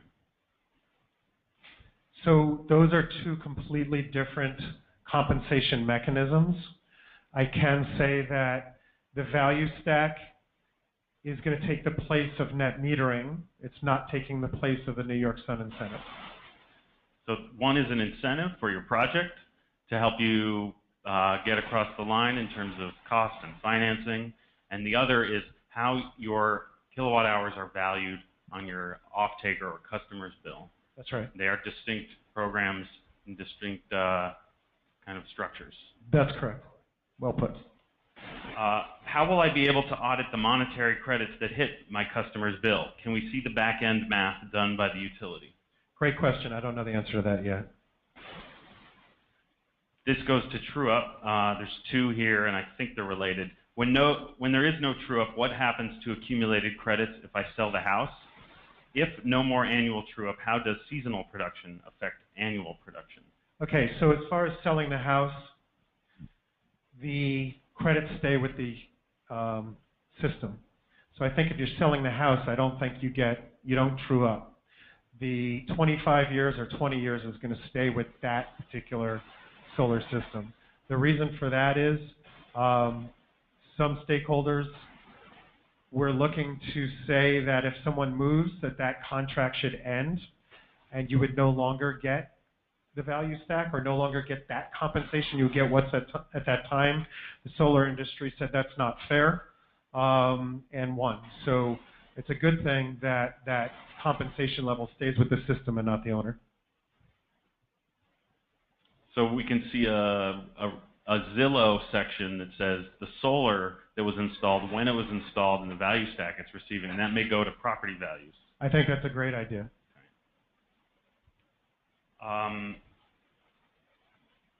Currently, a project, and you can take a pass on this, currently a project we're working on is 200 kW demand customer, only offsetting 5 cents per kilowatt hour in energy charges. Is there any chance that the value stack could be higher? Very much so. I would like. Did I see a question in the audience? Yeah, let's circulate back around. I'm going to check in with my web people. Okay, we're going to go to the room now. On that note, can you wait for the mic? Hang on. Sorry. That was a good point. And then we'll get to your question, miss. Sorry. Oh, I'm sorry. I was just going to say, in a follow-up to the question that was just asked on the web about is the value stack going to be better than me for 5 cents, how is the opt-in procedure going to work for pre-existing systems who have made that economic calculation that value stack is better? So the opt-in situation, I would assume you just have to notify your utility. I don't think there's like a particular form available yet or how you do it. I really don't know the answer to that. And I think the second part of your question is how do they know to opt in because they don't know what the value yet is, right? And again, that goes back to your earlier question is what's the transparency of how these numbers are derived? And again, I really can't answer that yet, but I can say we're going to try to bundle all that up for everybody. So sorry. And I think, yeah, you've been trying to ask a question for a little while. So I have a couple of questions. One is you said that the value stack is fixed for a tranche. Once you're in a tranche, the value stack is fixed. But then you've also said there are components that are variable. So are you just saying the parts which are not variable are fixed and the other things are variable? Well, let's not say that the tranche is fixed. If I said that, I apologize. What I mean by that is once you qualify for tranche 1, you're going to be compensated for what tranche 1's compensation method is, which is what Luke was talking about. Again, remember, when we're talking about tranches, it's only community solar projects. It's not anything else, right? So if it's a community solar project and we're in tranche 1, we know it's going to be the value stack, and we know the value stack should equal close to NEM. There are portions of that value stack that are going to be variable, much like there are portions of the NEM bill that are variable. Right. So that's kind of how it works. Okay. And you have another question? I have two other questions. Okay. So the other thing I wanted to say is the order, the PSC order, page 165, that's that spreadsheet that shows you estimated value stack. Mm-hmm. My question to you is, how are we really supposed to plan projects and work out the economics when there are so many unknowns? Well, I would argue that in community solar, there's no more unknowns in the value stack than there are in NEM. That's community solar. If you're talking, what kind of projects do you do? Well, I'm going to talk about that in a minute, but go Okay. ahead. So if it's, let's say, rooftop commercial, it's similar to NEM. The only difference is going to be the demand portion or the D portion, which is really kind of similar to delivery. And the D portion, the commission still has to make a decision on that. And that decision is, are we going to hold the solar intermittent technologies accountable for performing in 10 hours of the year and tell you what those 10 hours were after the fact? Or are we going to put together what they call a portfolio-based approach and say, let's not just look at your solar project that might happen to have a cloud over it for that 1 hour of the 10 and take a whole fleet of projects and treat that as one. So that's something the commission's going to have to make a decision on for the implementation. And that is the part that might be a little different. If we dig into the community solar part, you're taking out D and you're doing the MTC, what you're doing is you're kind of sacrificing the upside of D that you normally might model at 2% escalator every year with some known fixed component of the MTC, which is equal to NEM at that given point in time. So there's trade-offs here and there. What we're trying to do is minimize as much uncertainty as possible. And to, what's your name, sorry? Chris. To Chris's point is, how do we have transparency, accountability? How do we audit, what has been charged as one? The two is, how do we just know what the value stack elements are while we're developing a project? The beauty of the megawatt block is, you really, when you're sitting down with a customer and you're going to sign a contract, you have a pretty good idea what the incentive is going to be. We're not there yet with the value stack, but we would like to try to get there. So it's a little, right now it's kind of hard because we're in a transitional moment and that we don't have all the answers yet from the utility companies, so it's hard to answer all these questions. But we know that in order to have a successful solar industry, especially in New York City, we got to make sure everything's certain and transparent and auditable. So the project that I'm working on now is for a sub-metered building, and I just want to point out to everybody that's here, my name is Janet Handel, and I filed a petition with the PSC that says, hey, you guys, we need a rehearing because you left out sub-metered customers. You did not even consider them, and sub-metered customers can be charged up to the SC1 rate. Not all of them are, but they can be charged up to the SC1 rate. Right now, sub-metered, if you do a building project for a sub-metered building, you're only coming in at the commercial rate. You do not get the MTC. That's right. And I think it's not an equitable treatment of sub-metered customers because they're paying equally into the system. Well, one way to handle that, I would assume, is a community solar project. Now that they took the number, there's no 10 minimum anymore. You can turn that into a community solar project, have a commercial meter, and then get the value stack plus the MTC and offset the sub-meter. You don't get, if you're a commercial, if I understand, and I may be wrong about it because we're all learning about this, but my understanding is if you're a commercial meter, a master meter, and sub-meters, you do not get the MTC, even if you are a CBG. That's correct. The MTC is proportional to the residential and commercial offtake. Yeah. I'm not quite sure I know the answer or the question. CBG projects, your subscribers are utility accounts in a sub-metered building. Got you. So they're not residential accounts. So you're not going to get an MTC because they're commercial customers. Yeah. And when did you submit this to the commission? The 10th, April 10th. All right. I can follow up on it, but that's certainly something with the commission. They like to hear from people. So if you agree with this point of view, please put your comments in. Pardon? How prevalent are those risks? I would say in New York City they're very prevalent, and particularly because our project incorporates low and moderate income people, and if you go to low and moderate income buildings, they're virtually all sub-metered. They are not demand metered. So Okay. it's really unfair to that group. There's someone on my team, I don't want to throw him under the bus, but his name's Max Joel, and he's, well, well, he's a new dad, so he's not in the office now. His first son, Eli, really cute. But he'll be back on Monday, and I'll bring it up with him. I'm very sure he's aware of this. So I'm glad you filed that with the commission. We're also coming out with a low-income program for community solar projects, which I'm really excited about. I don't know, right now is not the forum to talk about it, but that's something that maybe this could work well with. So we'll talk about that, and I'll follow up with the commission on it. Okay, thanks. Mrs. Neal? Are you changing any of the restrictions on size of projects? Because it almost sounds like if you're putting in more, you can actually come out making money on this. So are you changing any of the restrictions on still behind the meter or remote net metering with, with the changes to the VDER? Yeah, I can answer or that. are you then also changing the sizing on, or is there any moves afoot for the change on community solar from 2.5 to the 5 on the block and lot? Yeah, so the answer is yes. Good news. We spent 14 months with the Department of Public Service and the Public Service Commission talking about things like, how can we generate enough community solar projects if financiers get comfortable? How much capacity do we have to build in New York City and the rest of the state to get this moving? What are things we can do to bring down the costs of community solar to help solar become more self-sufficient and sustainable and have less of a burden on the ratepayer? And I said, well, why don't you just increase the system size? This isn't net metering anymore. And Audrey said, that's a pretty good idea. So what we did was we wrote into the order that this should be discussed and that we brought this up at the technical conference at DPS, was it 2 weeks ago, something like that?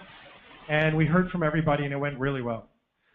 So it sounds to me, and nothing's certain until it happens, that number one, we have to wait for a new commissioner to come in because you can't vote on anything because there's only 2 commissioners right now. But when that new commissioner comes in, and maybe there's more than one, who knows, they're probably going to vote on something like that. So I would say there's a decent chance that that cap can be raised by, let's say, August. Any moves for the non-CDG to change the caps on that? Yeah, it would be project agnostic.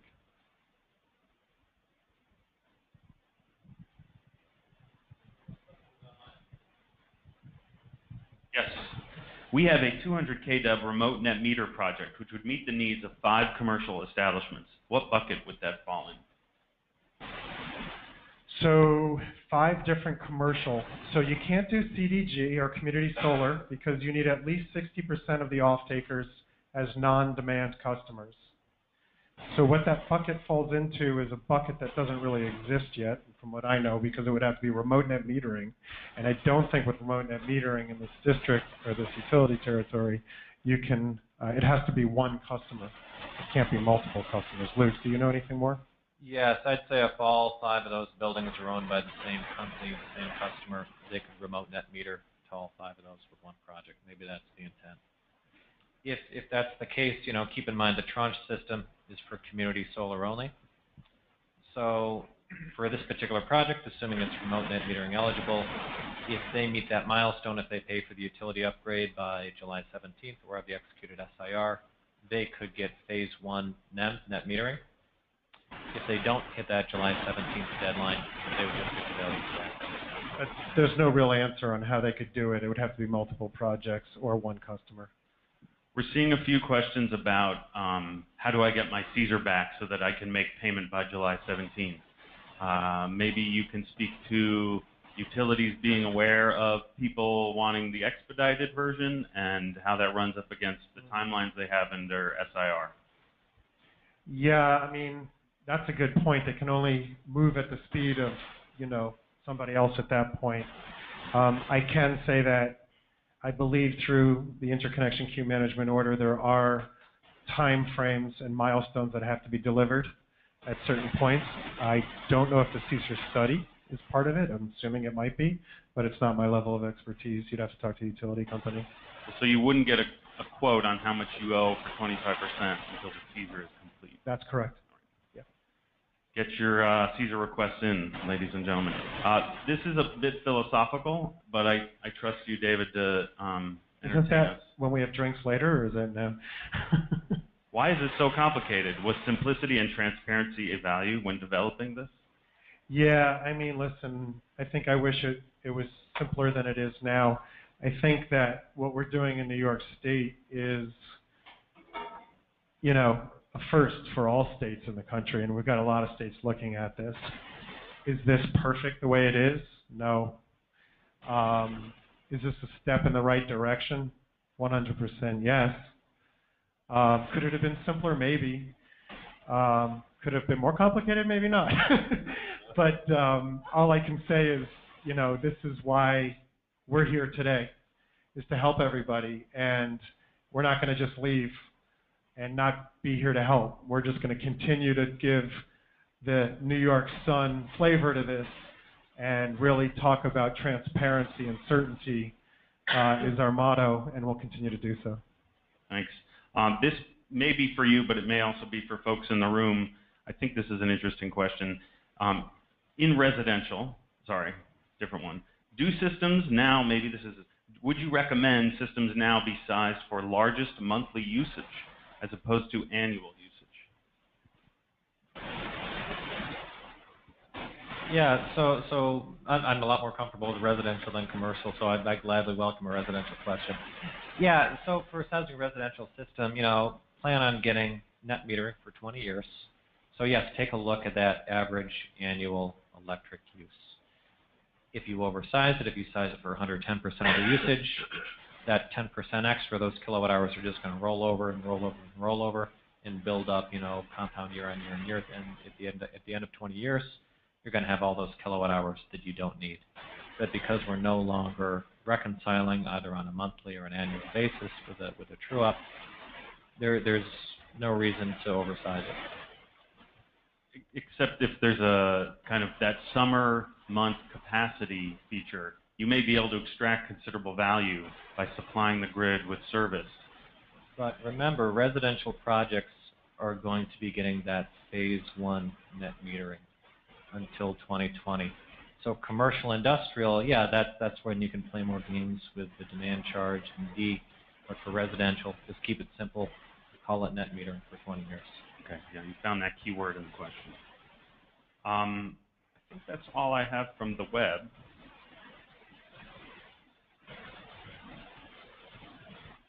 Oh, in the room. So I have a question about the revisions to the New York Sun incentives for CDG projects that fell out of the queue following the cut down. It's my understanding that there were incentives claimed by projects that never got built. How is NYSERDA going to handle all that unclaimed rebate money? So, I didn't want to go here today, but why not? So, no, it's okay. Yeah, what are you doing? Are you asking questions? You're reading questions. Well, he's going to write my questions now. Okay. I thought that was like your girlfriend or something. Sorry. Yeah, no, it's a good question. So what we're going to do is there are, listen, we've got 700 megawatts of CDG projects in rest of state and Con Ed territory in our pipeline. All those projects, we've seen about a traditional 20% attrition rate in all the projects for one shape, form, or another. I mean, everybody knows why projects attrit, right? Having said that, because there's so much transition going on and there was a lot of land grabs and incentive grabs, we're aware of that. At the megawatt block, we have to set the bar high enough to get into the megawatt block where there isn't too many risky projects that have a high probability of attritting. At the same time, we can't put it too low where it's going to be really hard for you to know where that incentive is going to be when you're trying to sign a project with the CFO and customer. So we put the C&I program at just, you had to have paid for a CSER study, right? And so a lot of those studies are going to come back, and some of them might just say, yeah, no problem, you can build it at $2 million interconnection fee. We know that's going to go away. So what we're doing is we're doing a cleansing process right now at the megawatt block, right? And we're talking to all the developers that have X amount of projects, and we're saying, all right, you need to tell us which projects are really moving on and which projects are not. And we're going to cleanse as much as we can from now until through the summer. The money that attrits out, we're going to be able to use over, right? We're going to put back into the megawatt block. In order to do react to this order here. There's a lot of different stuff here. This order wasn't out when we designed the megawatt block program. So I would expect in the fall sometime, and I'm just saying the fall because that's what it sounds like. It's not definite, that we're going to have to adapt the megawatt block program to this order. I don't foresee a lot of this happening in New York City as much because we're still in the early stages of blocks and there aren't a lot of projects that look like they're going to trip because there's not a lot of CDG projects there. But there are things we can do in the New York City market to make it better. Some of the ideas were carport, canopy adders, stuff like that. That makes a lot of sense because there's not a lot of rooftop, just footprint is a problem in New York City. So those are things we're discussing that could be really beneficial. Maybe landfill, opportunities that could come up. So, that's one. So what I would say is if you have, what I'm telling everybody, if you have projects in the megawatt block right now, and those projects can pencil out and move forwards, keep them in. If you don't think they can, take them out. If when we redesign the program, and it happens to be the same or better, then you can come back in with those projects that you took out. But if you stay in, you can't come back in if it's better. So it really, rule of thumb is we're going to have to adapt the program to it. There's other things, like Neil asked a question about size and or is it going to be bigger. I would hope for new projects coming in the fall. Maybe we could have 5 megawatt projects coming in instead of 2 megawatt projects. Maybe I could advance the cash flow on a performance-based incentive. Maybe it's 50% at interconnection and then 2 payments instead of 4 total. So you can pay off your construction loans, right? So these are things, how can I save you money on your finance charges with a construction loan or economies of scale with system size and all that? These are all things we're going to look at holistically, but it's a much larger conversation, and I didn't mean to go into it, but I can't help myself. So I hope that helps to answer the question.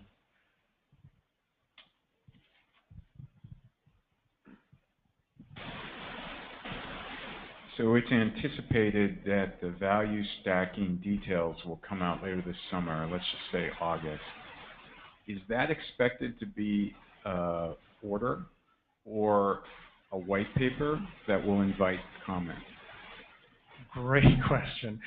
Expected earlier than August. You're going to see some values expected through compliance filings from the utilities to DPS, or the commission, as early as May 1st. Okay, so we have employed a contractor to go through all those numbers and verify them. And then at that point, I believe they're open for comments. There's going to be a period open for comments about everything that comes in. It's not just the utilities coming up with numbers, and that's the law of the land. They're going to come in with numbers. We're going to verify them and look at them, and also they're open for comments. So I would keep an eye out for that. But really good question. And if I could, as a follow-up, then when the value stacking comes out as an order, so comment period is over, comments have been digested, final decisions have been made. We're talking about July, most likely, yeah. Okay. Then at that point, where is phase 1 net metering? In other words, is there now column A and column B from which to figure out whether you qualify for both columns and you can make a choice? Or does phase 1 net metering then start to be closed? Phase 1 net metering for community solar is basically tranche 0. Okay? For mass market, it's the next 2 years. So that's where it is. I don't know how to answer the question, if I'm answering it properly or not. Okay, thank you. Afterwards. Right. Just a quick question on the utility submissions that are due May 1st. Are you going to post, do you suspect the PSC will post them on the website upon receipt or only after you've got verified? No, they'll be publicly filed, so you'll be able to see them as soon as they see them, the filing from the utility company, yeah. Yeah. I just wanted to also point out in New York City with the multifamily, that's a market really prime for CDG. Yeah. But it's complicated and it sort of fails, sort of what Janet was speaking to with the sub-meter buildings, but yeah. even if you have a building with direct meter Con Edison and you have a lot of tenants, you might not have the relative roof space to offset consumption of kilowatt or That's megawatt right, hour in all those units. So you may, the best option there may go to the PLP, the common area meter, which is the commercial meter. Yeah. So the valuation all of a sudden changes. It doesn't make, it now goes from CDG with the MTC transition credit, drops down to just a value stack. So there's this big gap there. So that's, I mean, I know it's a very complicated thing that's happening with all these different valuations, but I think that market gets missed on that account too. Yeah. I don't think there's a question in there. I think that's more of a statement, right? Yeah. Listen, I mean, Janet sounded like she did her due diligence. You know, there's not much it's not under my control. I do have the ability to follow up with Department of Public Service and create a maybe slightly greater awareness after the comments there. So. I would think that they would have the statistics exactly on how many sub-metered. They do. I'm sorry, I would think they have the exact statistics on how many sub-metered buildings there are and how many sub-metered apartments. So they should be able to identify how many people are being cut out. Yeah, and you know, they might even bring up a complication that I really don't know about. So I'd say let's table this for now because I'm probably not the best person to answer these questions, but I understand your concern. Sure. David, can you tell us again when the calculator may be ready? I don't know yet. That's something that, you know, Luke and I had an idea on. We talked to the DPS about. They loved the idea. So it's something that we just started creating a scope of work. So what I want to do is get it done by the time the implementation starts for VDER Phase I. So in terms of going forward and thinking about the start of Phase II, would you guys be able to provide some suggestions for how interested parties could get involved? Or you mentioned that the implementation plans would be publicly filed. What's an easy way to sift through the document matter manager and get enrolled so that people can receive these documents and then get engaged for Phase II? That's a good question. I don't know if I have like one answer for that. First of all, I'd like to say that the parties that are very deeply involved with this are SEIA, NYSEA, Vote Solar, CCSA, or CSA, I don't know. So if your best way of learning about everything is if you're a part of one of those organizations, in CUNY, if you're a part of one of those organizations, I would go through them to get the information. I would also go to the website, which we have in this PowerPoint presentation, which is the dps.ny.gov VDER website. We will talk to staff about making sure that's updated. On top of that, Luke and I are in the process of working with our team on creating a VDER webpage that's going to have calendars and everything else, and hopefully, because we don't have the restrictions DPS has from like a legal perspective, we'll be able to have maybe more of an easier digestible way of presenting it.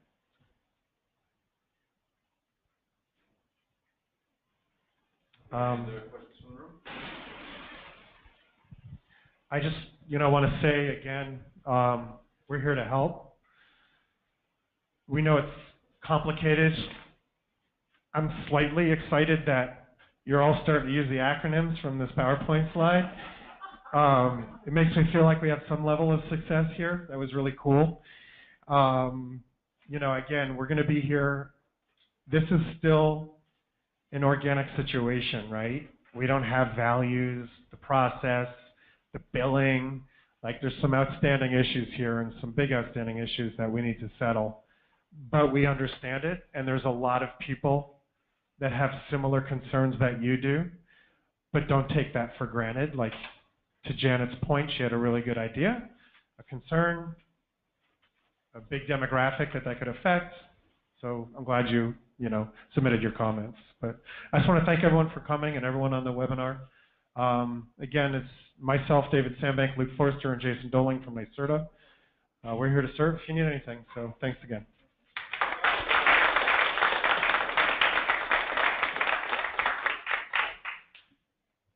Well, thank you very much, David, for leading us through that, both of you. It really, I'm hoping that it was helpful to all. And Gabe, if you see some stuff coming in online, just raise your hand and let us know.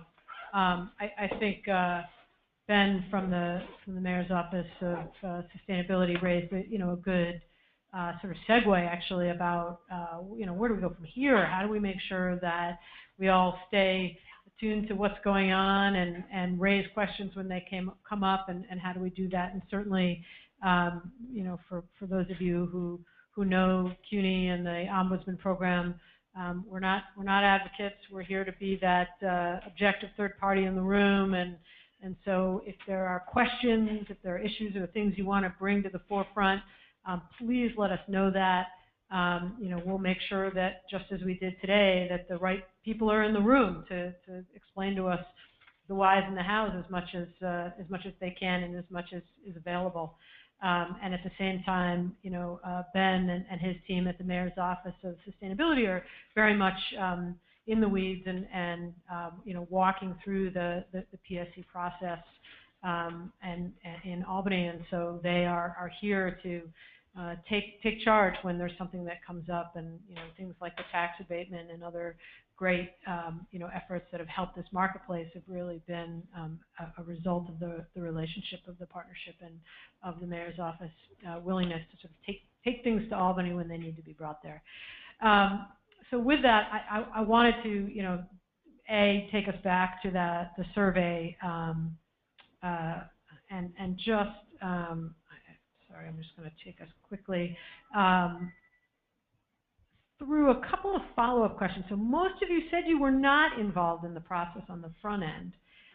So I wanted to just ask the question, were you aware of how to be involved in the process? No. Okay. So, we, and you heard David and the NYSERDA team, we're all here to field your questions and help you get involved where you want to be involved. And if you have questions, Ombudsman, raise your hands. You can reach out to any of the solar ombudsmen here, and let us know. We're here to help with that.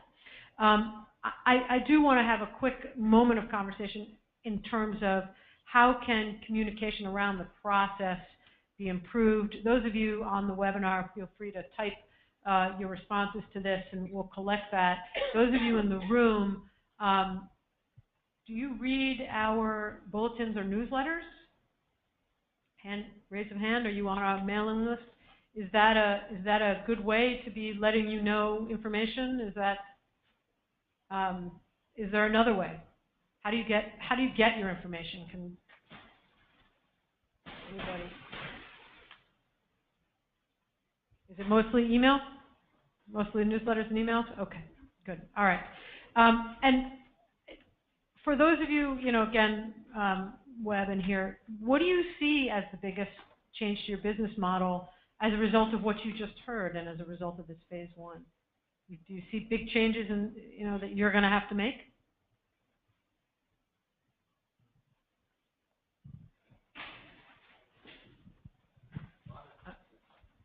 So one of the things that came up at the very end, which is very obvious for our business, we're EPC contractor, installer, and developer of renewable energy projects, is the complexity.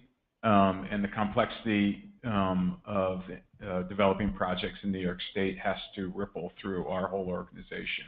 In other words, the expertise on New York State has to be distributed throughout our team and our organization. And then when we go out to our customers and clients to try to sell projects, then we have to distribute and educate our customers and clients. And so that stream from opportunities like this and through follow-up distribution of information through the organization, through the business, to the business developers, then out to the clients is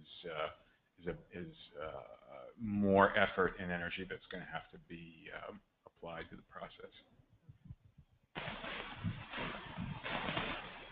Sounds like those educational tools that David was talking about are going to be really important. I would agree with that just this last comment, but also I would say that with the proposal models that we show clients, this is going to change a little bit more in terms of the financing.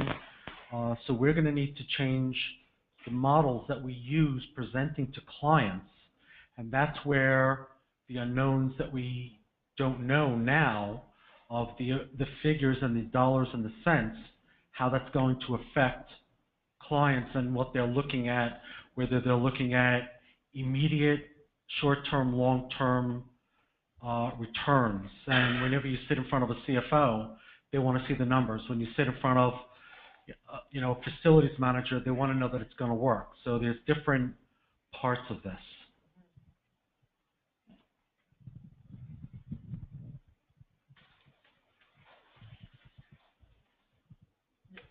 I think on your first question, many have raised this public education aspect.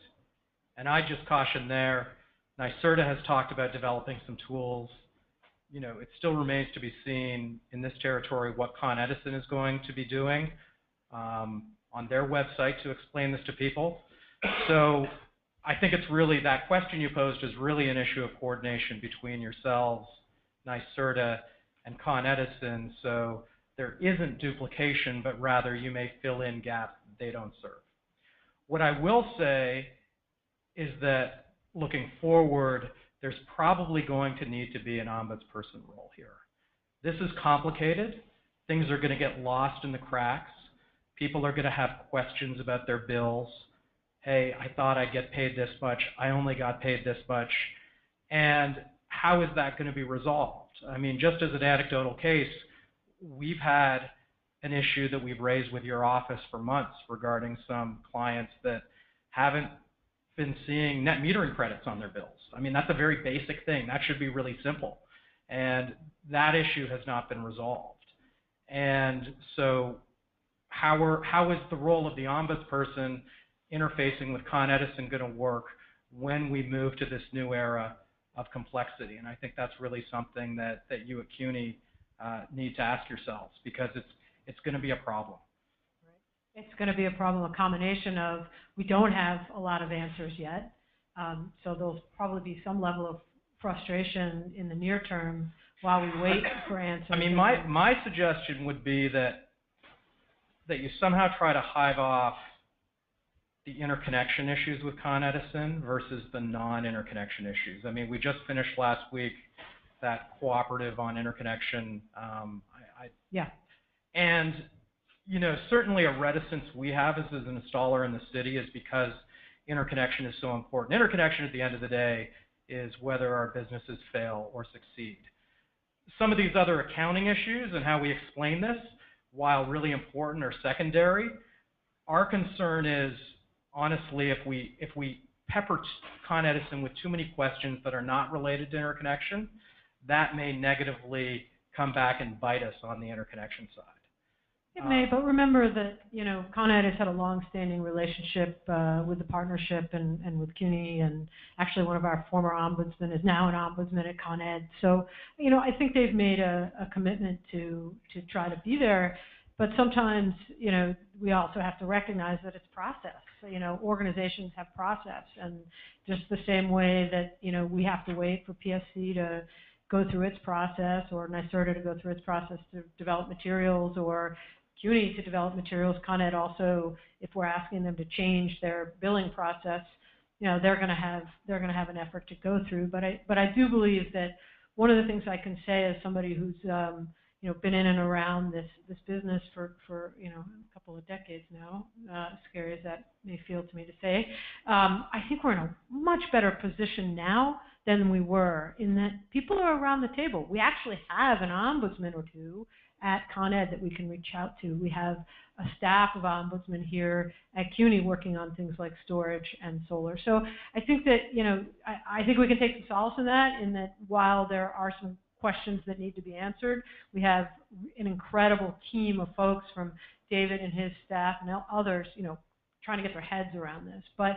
it is really important that people who are experiencing sort of the day-to-day issues, and you've raised a few of them, Chris, are pulling that forward as quickly as they see them, and that you let us all know so that we can get together and figure out how to work through those issues.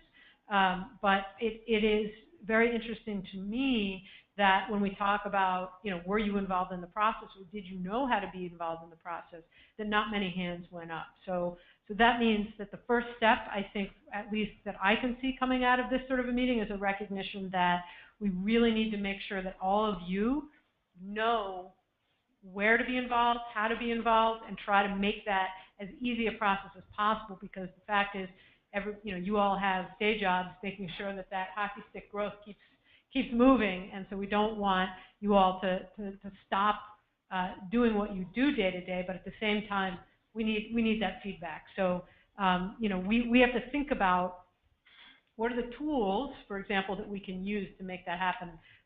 Maybe it's emails, maybe it's some more surveys, maybe it's calling more of these meetings on a regular basis. But we have to think about how we do that so that it's not, we're not waiting till after the fact to have this conversation. So, we'll keep trying to push information out there via email. It seems like that newsletter concept seems to be what people like. But is there some other tool that we're missing? Is there something else that you think we should be using? Do we need more of these in-person meetings? Is there something we're missing? Again, folks online, please. Gabe is busily, reading what you're writing. So yeah, I just to touch on that question, I think these in-person meetings have definitely found it quite helpful. I'm sure that having these discussions with some of the folks here, I think, will be very helpful as well. I want to bring up two points from my end in terms of what has changed with the business model.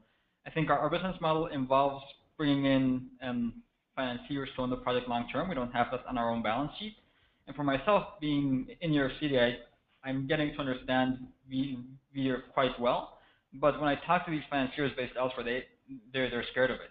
So I think to whatever degree you can present some of this information with the perspective of addressing some of those unknowns for the folks that are going to be owning these assets for 25 years would be very helpful as well. And then I think we're told at the beginning here that phase 2 is a few years away. You don't have to worry about it yet.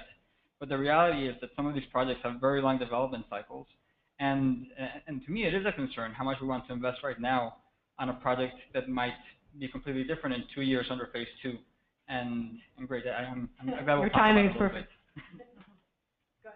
Do you have some thoughts? No, I think that I was going to end there. Any guidance you can give about what to expect in phase 2? I know you won't have any answers, but any expert opinion would be very much appreciated.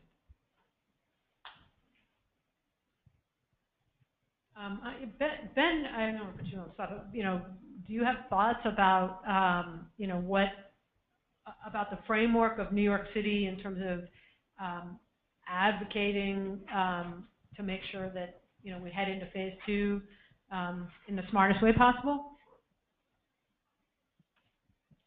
Thanks, Tria. For those who don't know me, my name is Ben Mandel. I represent the Mayor's Office in the New York City Solar Partnership, so I get to work with the Solar Ombudsman team here, as well as the New York City Economic Development Corporation, to grow the solar market in the city, basically. And so, as Tria had mentioned, I was very involved, along with outside counsel that represents the city, in conversations around phase 1 of VDER. And we continue to look toward phase 2 to push forward some of the agenda items that I would say we broached in the first phase that I think largely, in my view, we just weren't ready to really fully develop. And I'll give an example. I think we've taken a real step forward methodologically in terms of accounting for net avoided greenhouse gas emissions and the benefit that distributed resources can provide in avoiding emissions from central power stations. I think there's a strong case to be made to also incorporate other externality benefits, such as net avoided costs of local air pollution.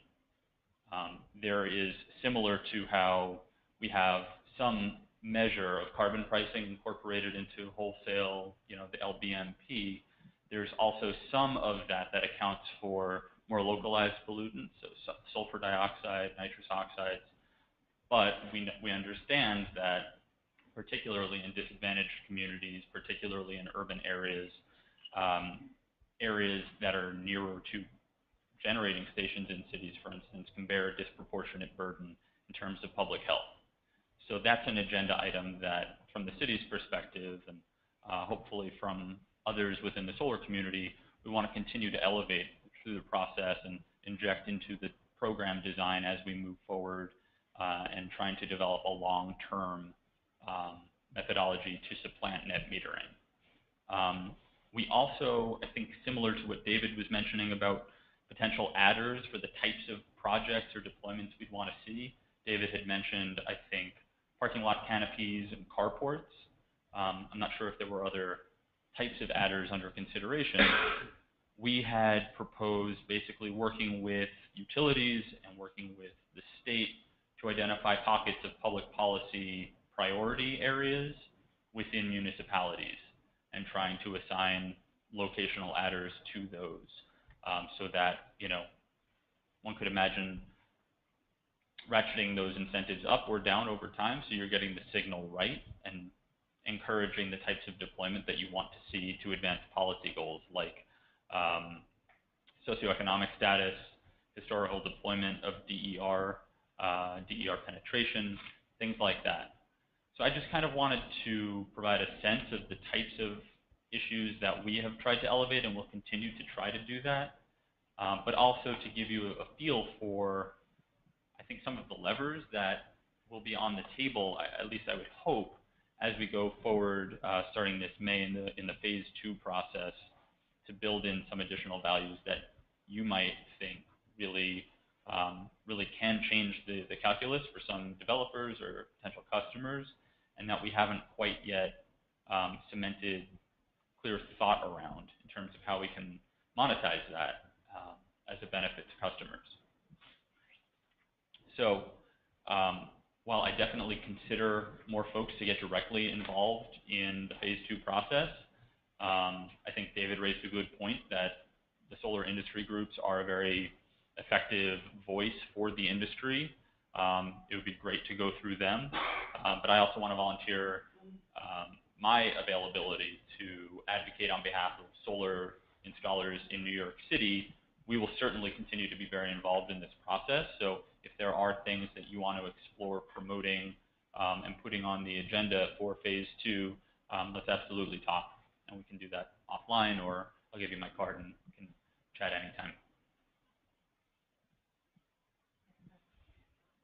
And let me just, I didn't put it up on the slide, but nysolar@cuny.edu, if you ever want to get in touch with us, or any of the ombudsmen, or have a midnight thought, that's something you can do. So finally, I just wanted to end with some exciting news about Grid Ready. We're just about ready to launch.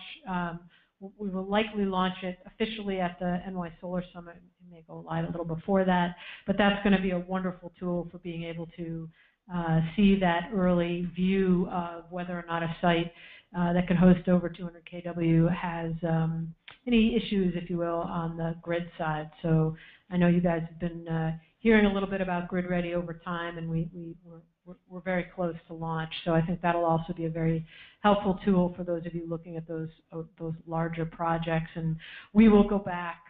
There was earlier mention of a calculator. You know that there's a calculator on the NY Solar Map. We will be going back to that and doing our best to capture values and costs now, based on new information. But as you've heard, I guess we'll have to all bear with each other as we're trying to figure out what those values are. So again, just some resources for you. nysolarmap.com. We will try to do what we can to capture It was mentioned earlier that there's various websites with various pieces of information, and you need to sort of go to each one to find out what you need to know. We'll try to pull that all together on the NY Solar Map to try to make it easy for you.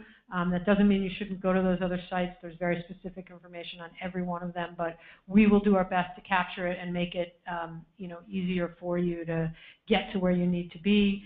The NY Solar Partnership, so that you can find Ben and Carly at the EDC and ourselves.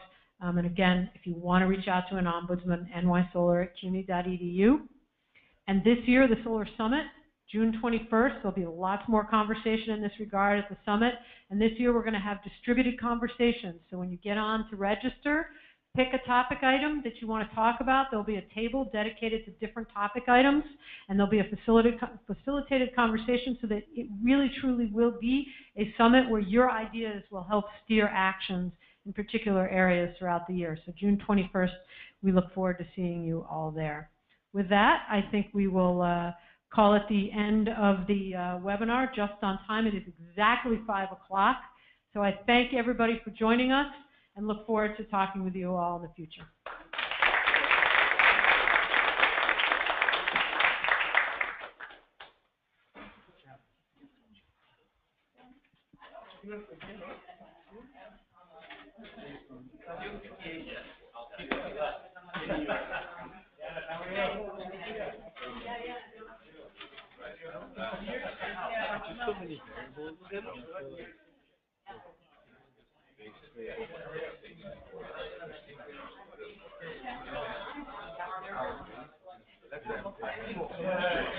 Yeah, and that could seem pretty, also, and nobody even knows what the granular